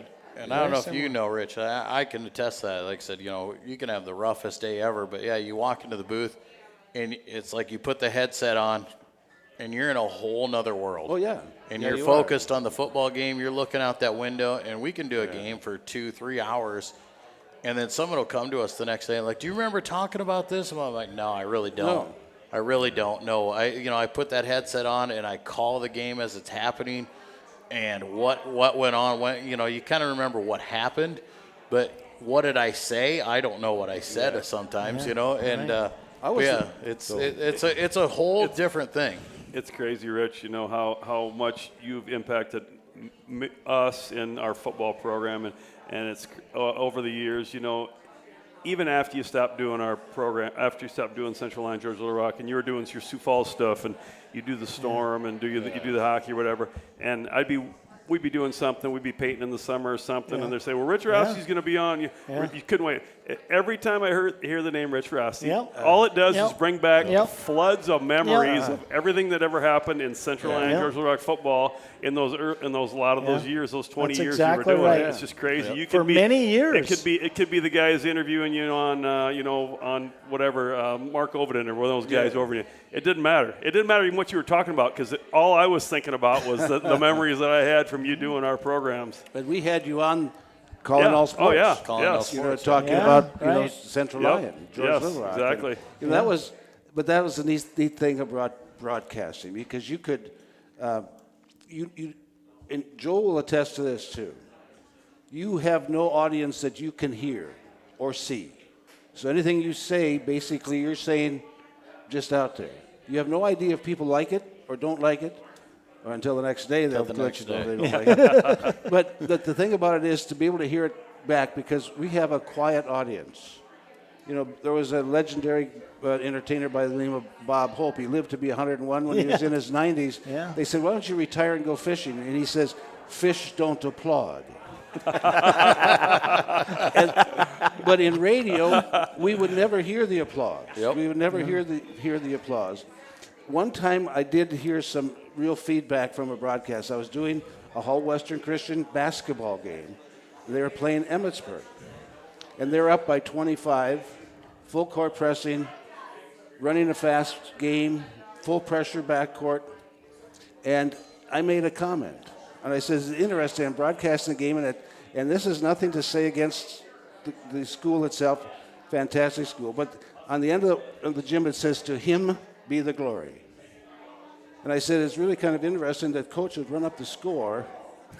Is that to him be the glory? Oh, baby. Attaboy. And I was broadcasting for KSOU.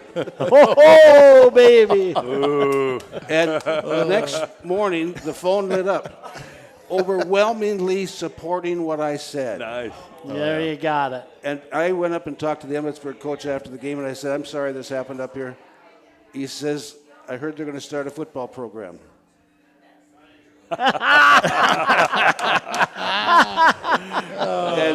But it, you know, so whatever you say, you don't think anybody's listening. You hope they are, but when you say something dumb, you hope they aren't. Yeah. But whatever you say, people will really take that to heart.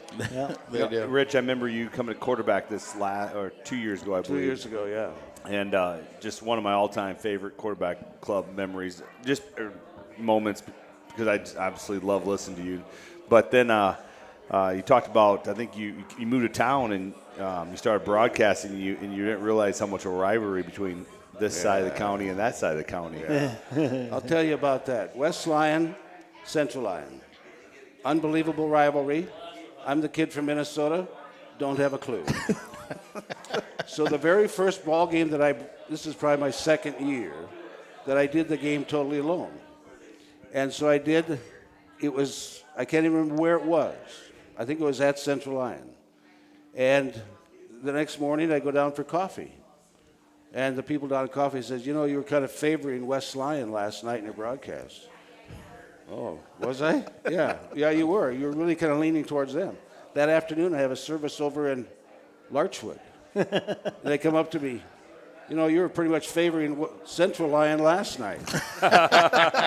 So I must have done it right, because I got both. Yeah, teams. you got both bitching at you. Yeah, there you They're go. both all pissed off. The That's next good. year, I'm over at Larchwood working at the funeral home, and a lady pulls up in her car. She says, are you doing the Central Lyon West Lyon game tonight? And I said, yes, I am. She says, you better do it square and fair, otherwise I'm taking my prearrangement to Porter's in Rock Valley.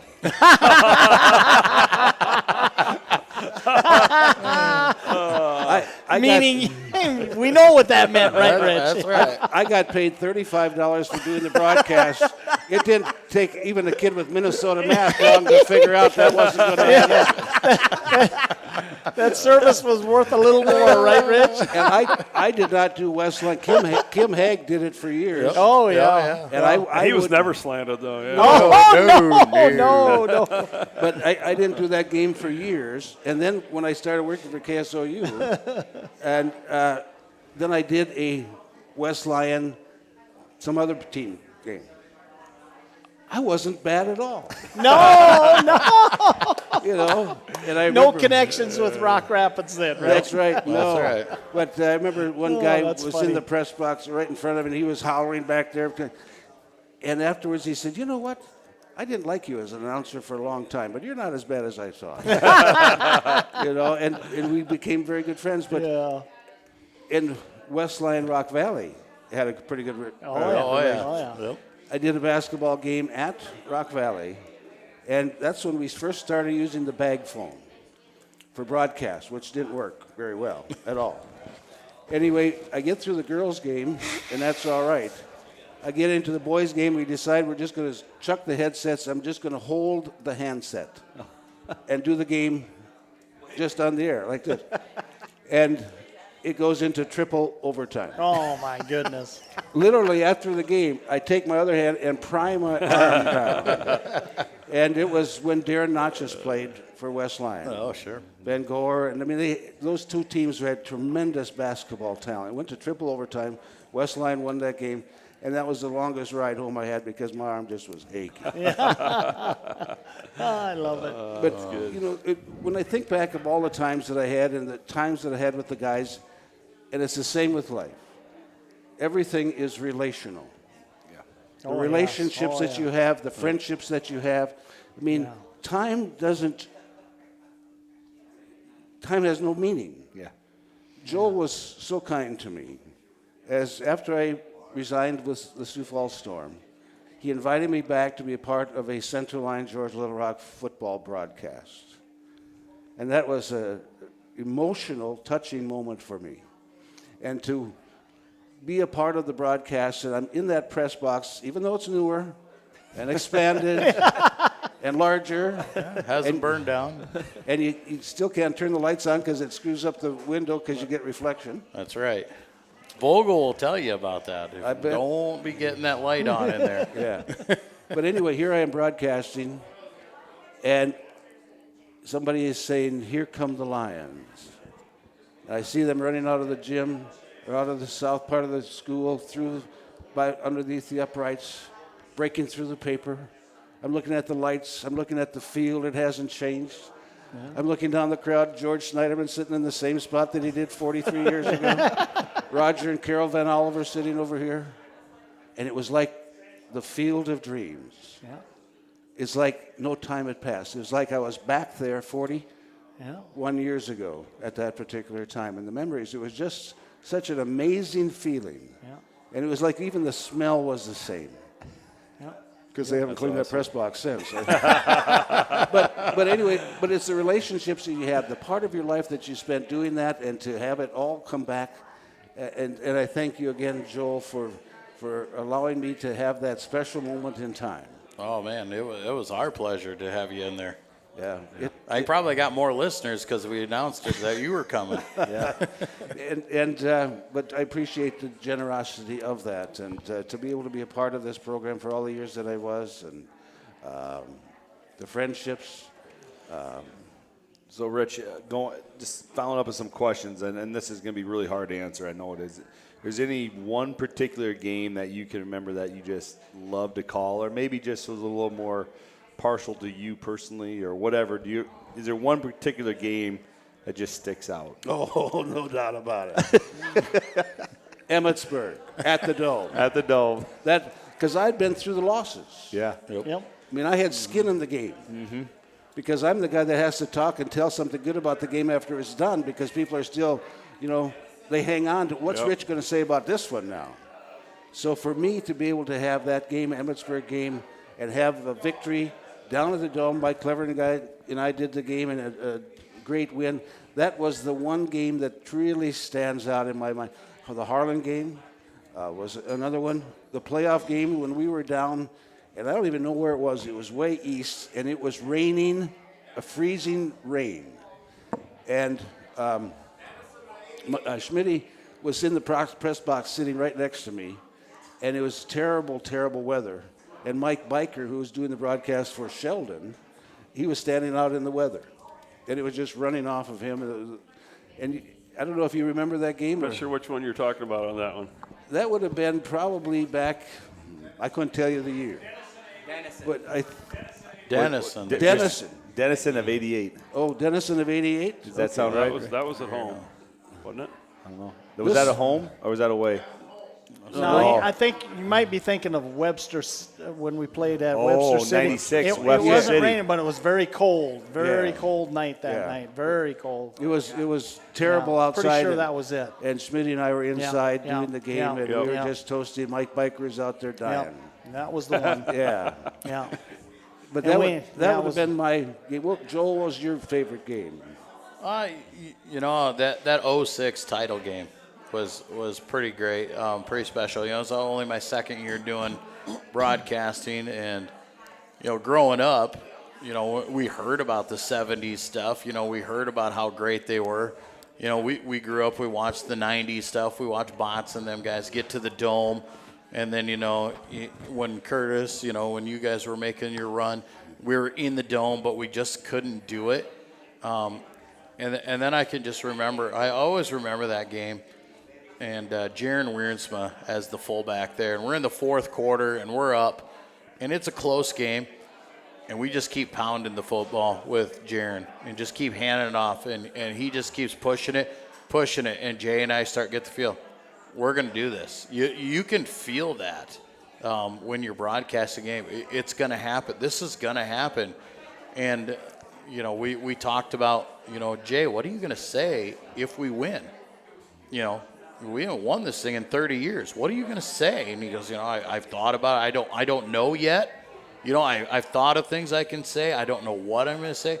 And I can remember the emotions of just winning that game.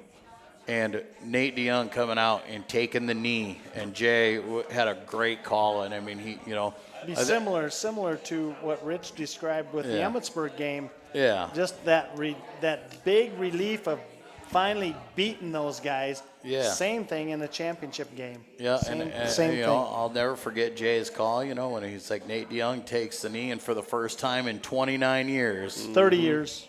I think it was 29. No, wasn't it? I was there. You were there.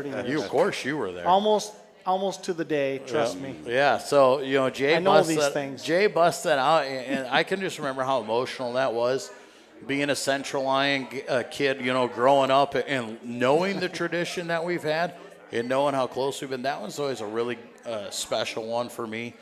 But it was pretty early in my career too. So you know, that was good. I think, you know, those Esterville Lincoln Central games were really great. Yeah. You know, that one to get to the Dome in 06, and then overtime. Then the next year when Scotty punches it in overtime on 4th and 1, he punches it in to go back to the Dome. So that was a great one. That last second win over West Lyon with Ackerman and Schilling.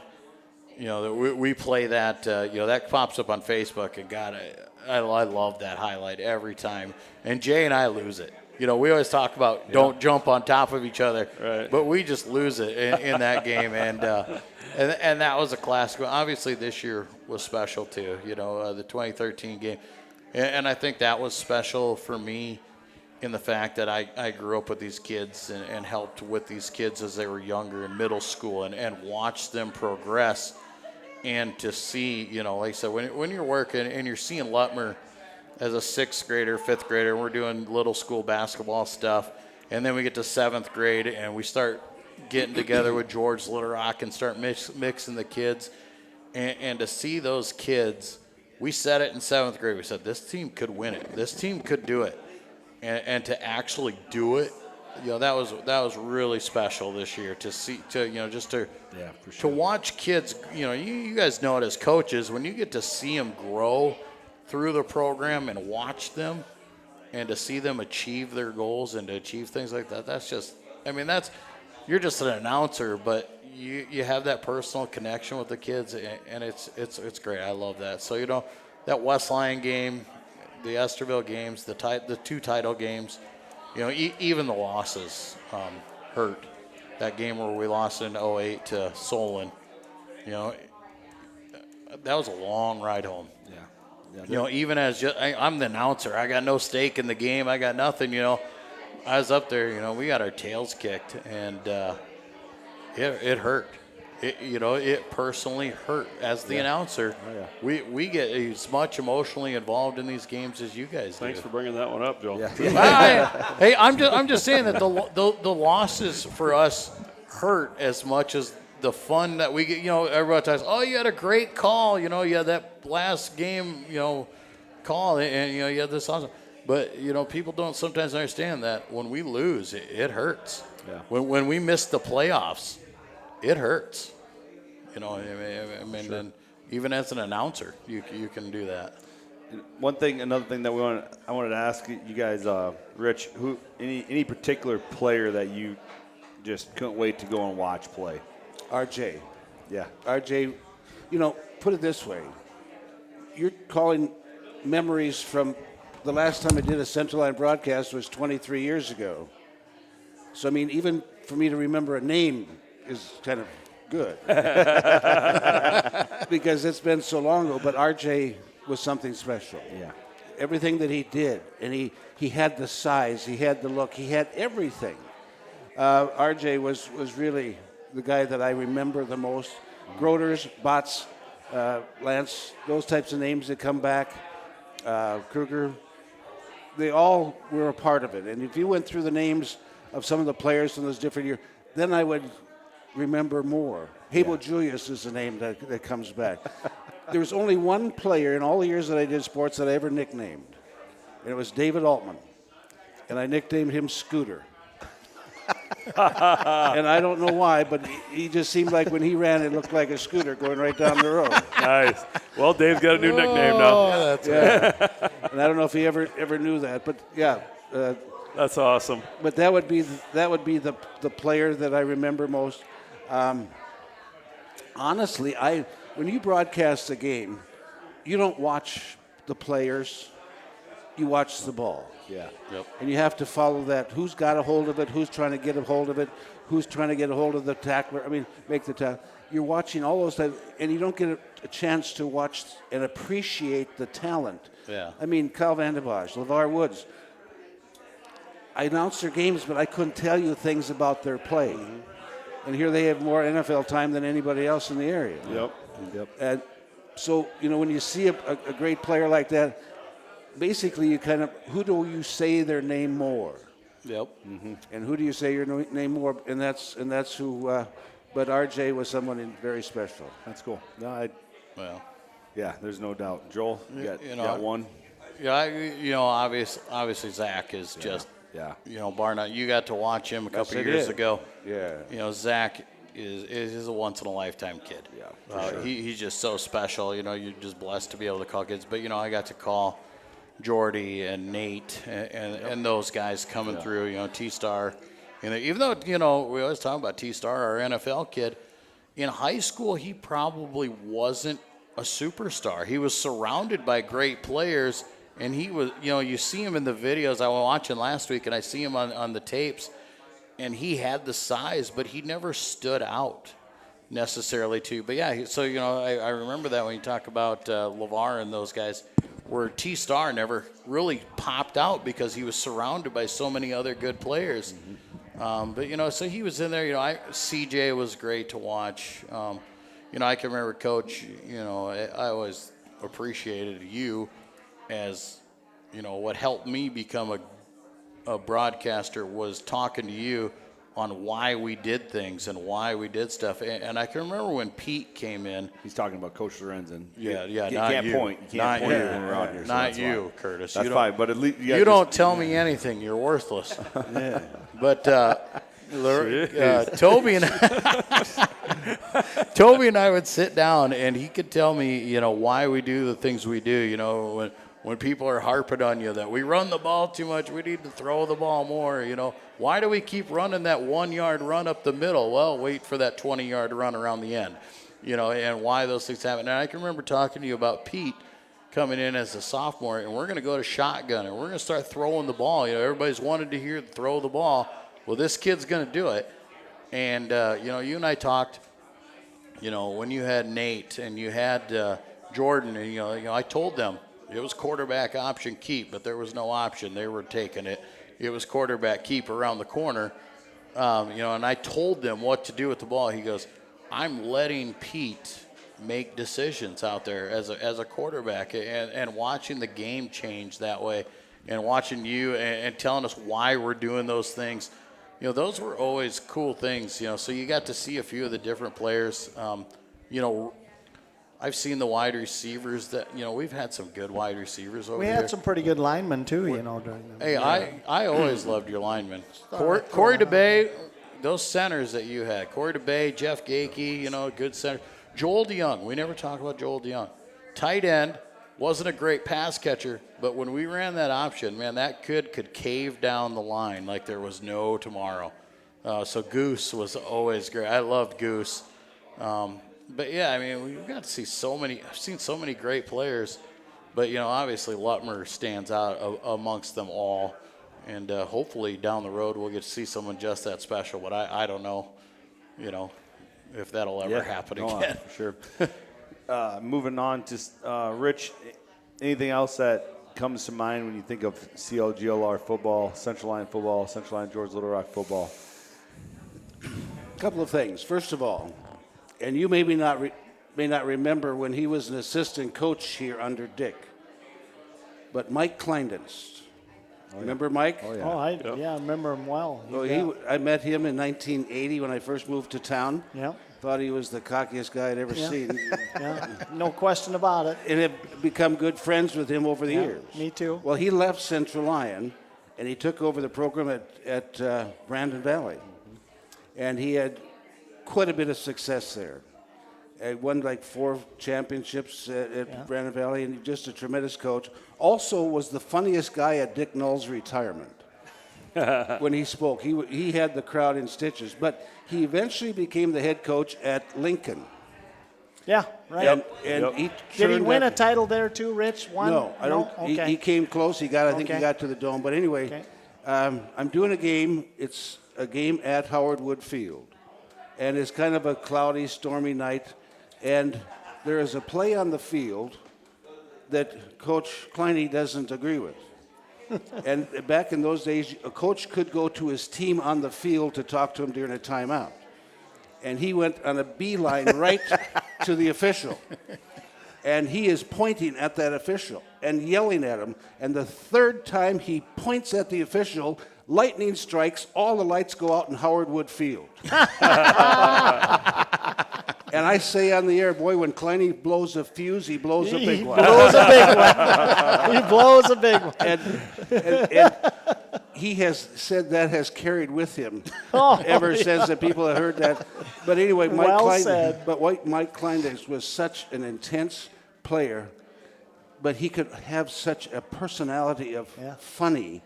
And he and Randy Wagmeister officiated basketball for years together. He was very impactful to me as a high school football player. Very impactful. Yeah. I give him a lot of credit for my football success. And he came from the East Coast from Pennsylvania. From Pennsylvania here to Northwest Iowa. The transition had to be amazing, but he's never left. Yeah. No. Oven did the same way. He came from the East Coast and came back.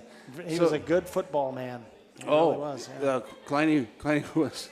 Yeah.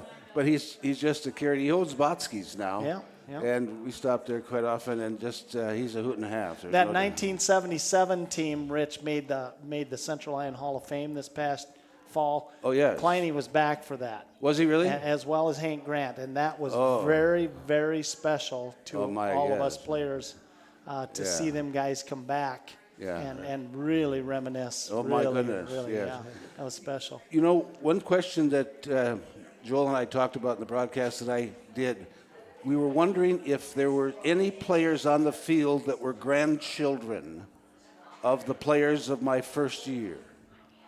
And mathematically, I think it is possible that it could have been. So who were who were some of those players in 1980 then? Okay, would have been like Scott Sieperda. Would have been. Yeah. Okay. But his son Hunter came a little bit later. Yeah. He would have been. Nate Schulte from the 80s, 88. Nate. Yeah. 88. So then. But no grandkids though. No, not grandkids, but kids. But I mean, it could be possible. Yeah, it could. Yeah, definitely. You know, if you have a child at 18 and they have a child at 18, it could have. I don't think there is. It could have been like a freshman or what. But anyway, when you start thinking of those things, many kids, in fact, when this past year, and congratulations, Curtis, on your championship. Yeah, I appreciate it. Thank you. Both of you. Yeah. That's the only thing That's the only thing I wasn't able to do for Central Line, call a championship game. Don't even bring that up. Yeah. But anyway, it's but for you guys to have those things, and my forgetters kicked in again. I forgot where I went with this. But anyway, some of the grandkids and kids and so on, generational stuff. But that was the thing that is so cool about it, because it's still Central Lyon, George Little Rock. Yeah. It's still that heritage. It's still that the passion that people have carried with this organization and the school for so very, very long. And for the year that you've had this year, athletically, to have a football championship, a boys basketball champion, a girls runner-up championship.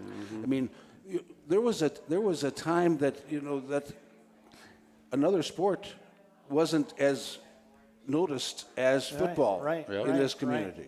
Right. Hank did a great job with wrestling, and I remember Bud was a senior when I was first here, and I saw Van Beek at supper tonight. I didn't have a chance to talk to Keith. Our first champion. First champion. I remember him when he was wrestling, and and the whole program has grown and developed, and basketball. John McDonald, for a long time, he was the last basketball coach to win a Central Line conference title. That would have been 80-81, somewhere in there. Yeah. A couple of years later, Was it Steve Quickle on that one? Steve Quickle and Kevin Van Veldhuizen. Kevin Van Veldhuizen, yes. Yeah, oh, that would my have been goodness. a couple of years later, So all of the things, and this has had such a tradition of greatness. But I still have always felt that the athletic programs of the school is only a public persona. It's the quality of the education. And this school has had tremendous teachers, and it has tremendous success of the students academically. And I think that's even more important. The sports is the fun part. The sports is the fun part, but to have that base, and you guys have been a part of that education system for such a long time. And what year did you graduate from? I was spring of '78. Oh, okay. So I got to play. Rich, when I came here, I never lost a high school game for Central Line. Really? At the varsity level. Yeah. I came over from West Line. We moved over here, and so I've been a really, really lucky person. Got to tell you a story about a friend of mine by the name of Norm Stone. He was athletic trainer for the Storm for years, and he were very, very good friends. And we went to a Green Bay Packer game together. And all the time we were talking to him, he kept telling about he just had such a great time. The last time he went to a Green Bay Packer game, he sat with this guy on the bus. They went up there, and they just had a great, great time. And this guy is telling him a story about how he and his brothers went up to Green Bay to get tickets for the Packer game, and they couldn't get them. And so they're up there. I'm not sure when this was, maybe the 70s, 80s, somewhere in there. And they thought, there's no scalpers. Let's go through the phone book. They went through the phone book. Bart Starr's number was listed. It was. It was. I can relate to this story pretty good. And anyway, here it is, Bart Starr. Well, let's call him up. In De Pere, Wisconsin. That's where his phone number was. So here, this guy calls suburb him up. of Green Bay. This guy calls up, and Mrs. Starr answered.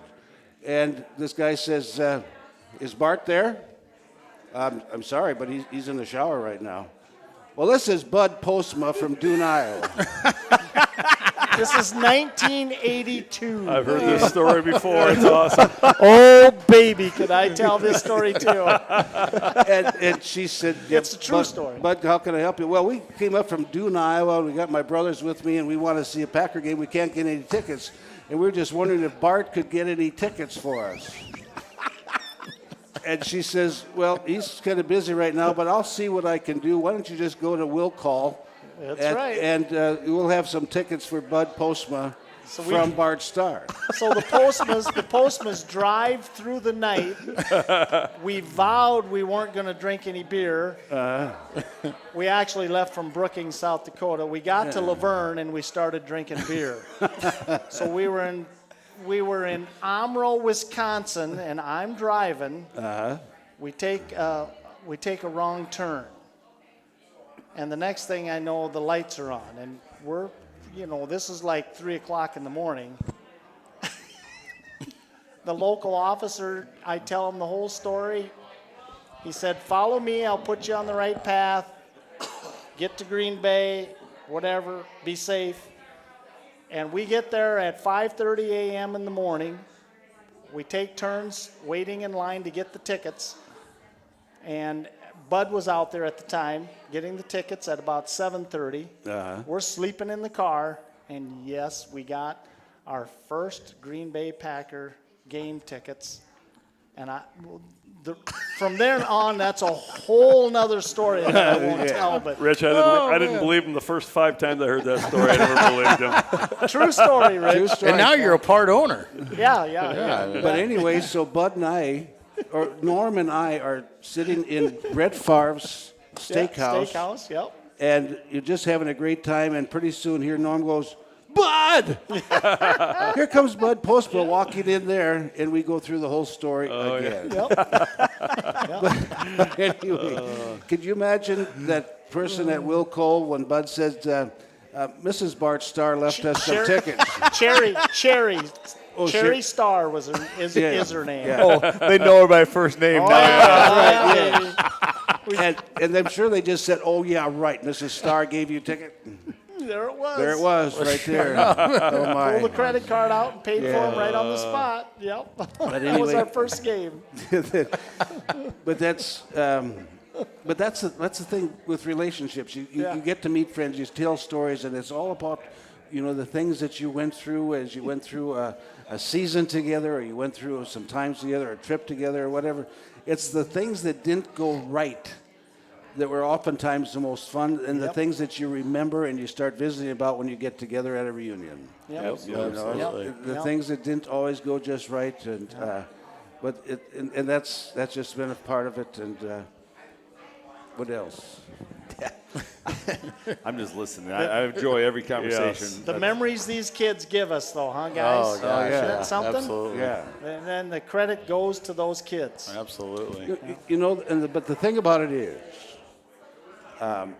football is to me one of the greatest, maybe the greatest team sport.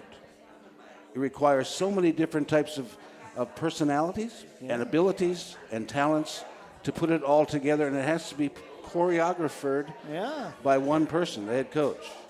Yep. And the impact that you have, and when you think back of the coaches that you've had that had impact on you, what do you remember?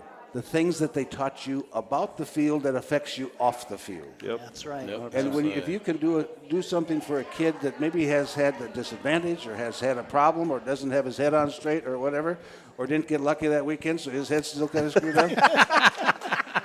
If you can make a difference in their lives, then you have really done something. That's right. And but the thing about it is you may not know about it for 20 years. That's right. You may not know about it ever.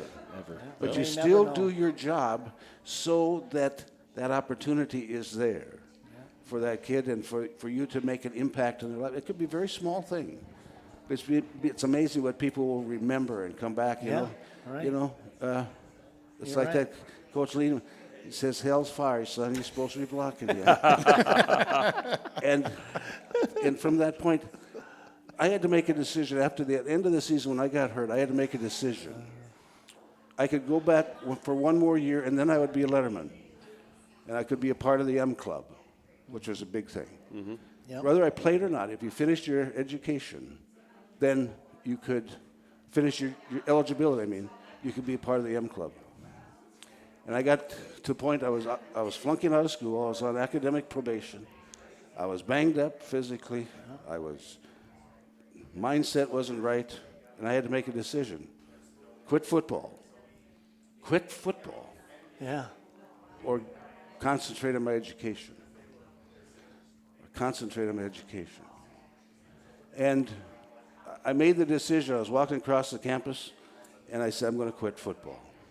I cried. Oh, yeah. I cried. That was the focus of my life was football, And I quit. And I went on to get my degree in mortuary science and had a career of 35 years. Mm-hmm. I figured at one time, 10,000 different people making arrangements in my career. Remember the show League of Their Own? Oh, yeah. Remember that? And remember the doctor that never made it to bat in the Major League Baseball? Yep. Burt Lancaster played the part. It's Field of Dreams. Field of Dreams. That's what it is. Yes. League of Their Own was about the gal side. And that was a good That one, was a too. transgender thing. But anyway, in Field of Dreams, Burt Lancaster played Doc. Yep. And he never made it to the major leagues. And he got right to the point of, in the dream, being able to step across the white line and get to bat. But then that girl gets choked on a hot dog. Yep. Yep. And Yep. afterwards, Kevin Costner said to him, he said, it's just a tragedy that you never got to play baseball. And Doc says, no, the tragedy would have been if I never would have become a doctor. And I think the same thing for me. Yep. I met with 10,000 people at the worst time of their life. Yeah. Yeah, that's right. Yeah.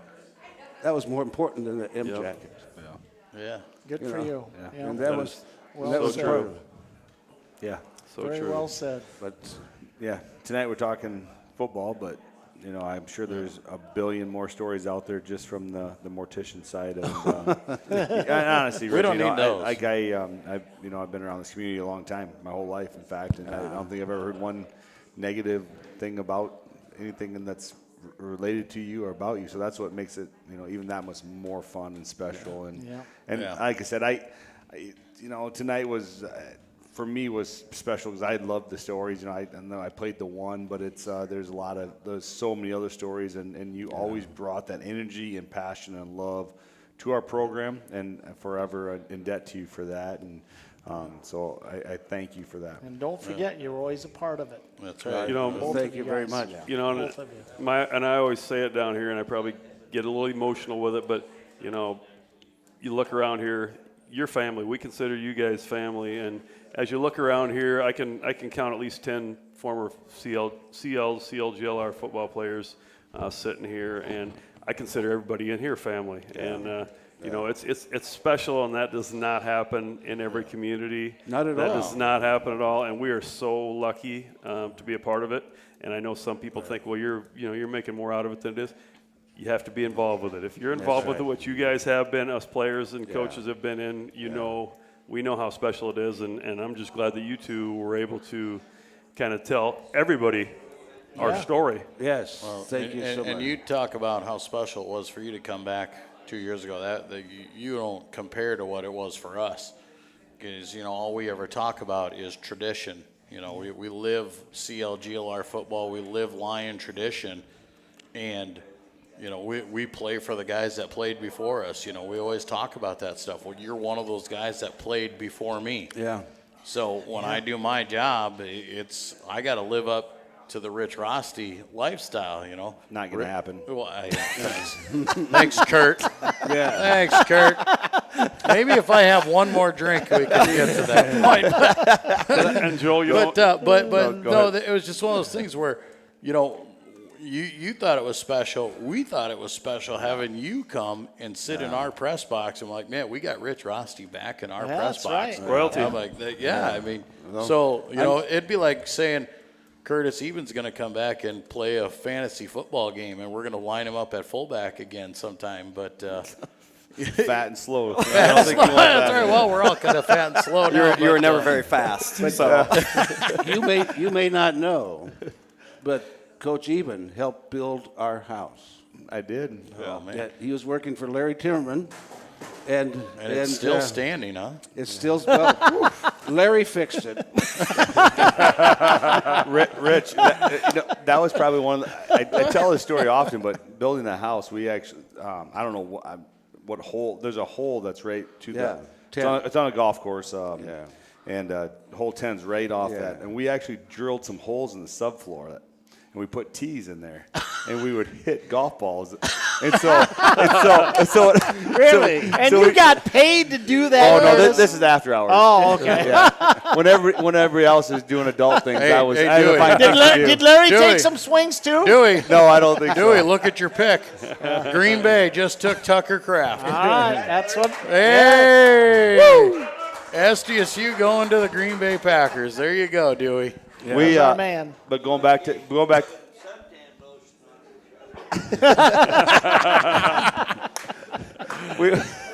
Larry was on break. Larry, we're not talking building your house stories right now. We'll get to that some other time. That'll be next year.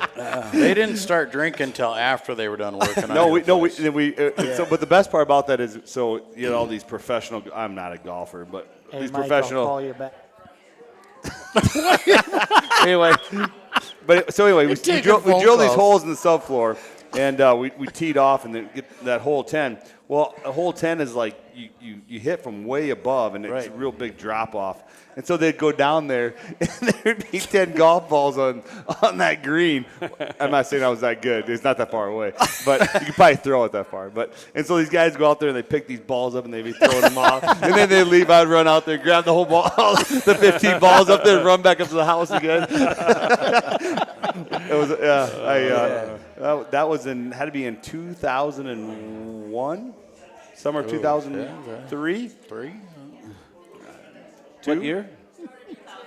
2. Finished in 3. Finished in 3. We framed. Yeah, that's something. It was So but no. But Curtis was on the job with Larry. Yeah. And Larry is a craftsman. Oh yes. And he still is. But okay. But I mean, the guy is an amazing talent, and you learn from the best. You learn from the best when you work for Larry Timmerman. That's why he's a football coach now. Can't build houses. I tell you what, I will. I agree. Larry is. I always said if I build a new house someday, Larry's going to build it for me. But I don't have enough money anymore, so I had to just decide till I can't afford him anymore. But anyway, no, Larry and I, we had a lot of fun together building houses, and one of them obviously was partaking yours. So no, it was. I gave back a little bit. You paid me very little, or actually, you probably paid a lot for me. Larry just paid me very little. That's how it works. That a boy, Larry. It's my last jab I can never do to Larry Timmerman, so I'm done. Nope, Larry, you're done talking for the night. I don't hear it. That's cool. But I tell you, anything else before we finish up? Well, I was just going to say, I've talked to Rich a lot, Joel, but I'm really proud of what you've done with our program and everything, and I appreciate everything.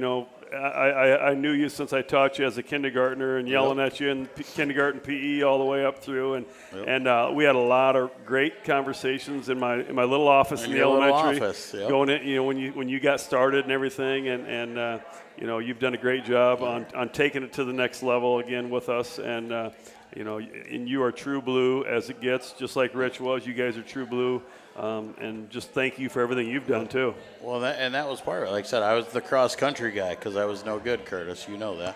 But I had to still study the game, and I had to learn the game. And that game, you put a lot of time into that stuff, listening to other guys, listening to guys that came before you, how they say things, how does this guy announce a kickoff return? How does this guy announce how this guy blocked? What's kind of the cool things you learn?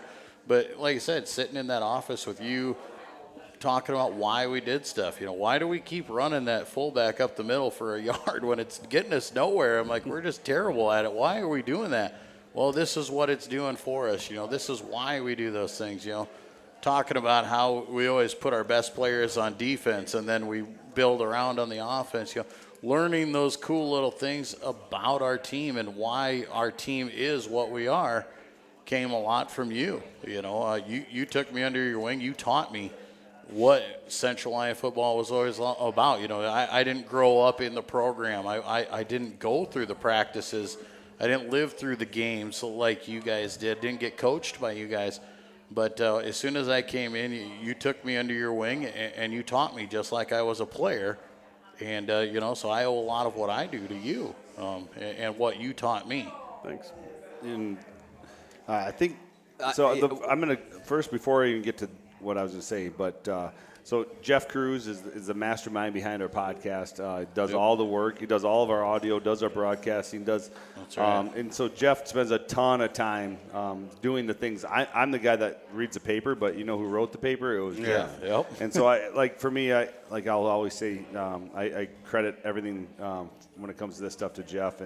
But before we get, Jeff does have one story for Rich. First off, I want to thank you for that. But Joel obviously helped a lot with the first audio setup of moving into. We decided to. All those years ago, we decided to go to streaming and the Cube. We started with High School Cube, and Joel helped immensely on that, getting things going.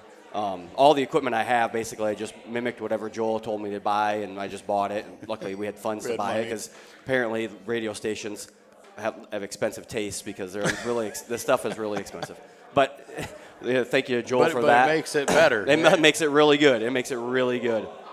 But one quick story about Rich, and it's we talked about it right before the podcast because I had not forgotten about it. I've always known I've known it, but talk about how good of a guy Rich is. So my freshman year at the University of Iowa, I was driving along one night and I was almost out of gas, and I'm driving around and I run out of gas, and I'm nowhere near the dorms. I don't even remember exactly where I was, but I remember it being dark, and I'm like, what exactly am I gonna do? Like, what am I gonna do? I'm out here in the middle of nowhere. I don't think I had a cell phone back then. I think it was right before I got a cell phone. I mean, I am pretty old now, so. Yeah. But anyway, so I get out of the car, and I'm standing there. Maybe I was walking. I don't remember. These cars are passing me, and all of a sudden a car pulls up behind me, and they stop. It was Rich.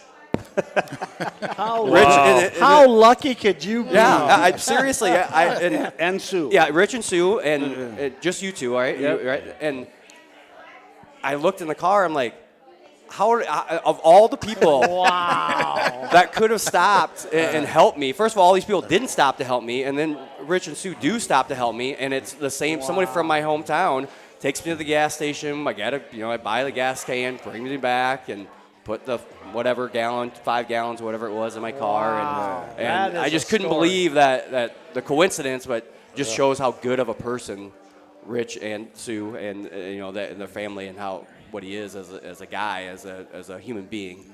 But it's one of those things where I used to tell a story all the time, and then get out of move away, and I moved away, and it was one of those things I kind of forgotten about until you mentioned it before. That's cool. Glad you shared that, Jeff. That is a good one, Jeff. Yeah. But anything else to share before we finish up for the night? Again, thank you guys.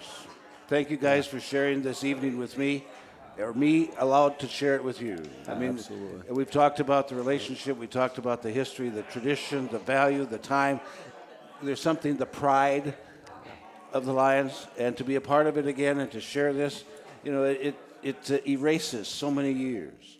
And I appreciate the time, and I appreciate the fans that have been here listening, those that have listened online. Again, Joel, thank you for inviting me back into the press box. Curtis, Toby, Dewey, Jeff, all of you guys, I've shared so many great football memories with all of you. And I thank you for allowing me to be a part of it and bring back some old memories and to share some things. And for me to think back on some of these things, it's been just a pleasure. Thank you again. Thank you. Yeah, absolutely. And Obviously from us, we thank you. Yes. And that's why you can come back anytime at any practice. You're always invited, and you can tell stories, and it's always greatly appreciated. Like I said, family. It's very important to remember, Rich and Joel, the role that you've played and where we are today. Mm-hmm. Rich from times before, and Joel continuing on. It plays a very important role in where we've been and where we go. So thank you guys. No, we appreciate it. Thank you. As we finish out this night, I want to thank Dan Vanderzee again for hosting tonight. Awesome place, Dano. Yeah. Awesome keep that Jack Shandy coming, buddy. Oh, it's good stuff, I tell you. So again, I appreciate Dan and letting us do this. Jeremy Sproke, he's the one that donates, sets up the speakers within the building, so the people inside can hear him a little bit more. So I appreciate Jeremy for all he does. Again, I thank you. Thanks, Jeff. Jeff. Again, Rich and Joel for coming. So our next episode will be Saturday, May 13th at 7 o'clock. We'll discuss the 2004 season. The Dirty Dozen, right? And what cardiac kid. What a blast that'll be. Cardiac Kid. Stubby's not involved in that, is he? He is. Yeah. So just a reminder, that night, all tips from that night will go to the quarterback club. So we got to get Kevin DeBryan down here. Somebody call Kevin DeBryan. I got Make sure Kevin gets down here. We got and to enjoy the night. But again, you can follow us on Twitter, Instagram at CLGLR Football. Again, Jeff does an outstanding job on our social media. If you want to be part of letting people know about the broadcast or the podcast or anything like that, we have an emailing list. I think 750 emails right now, roughly, we push out. So email myself or Jeff, and we'll get you on that email list to take care of that. So, again, thank you for coming down tonight. Go Lions. Go Lions, absolutely. We'll be back again soon, but in the meantime, please rate, review, and subscribe. Tell your friends about our podcast, as we are available on YouTube, iTunes, Google Podcast, and Spotify. And of course, follow us on social. We are at CLGLR Football on Twitter and Instagram.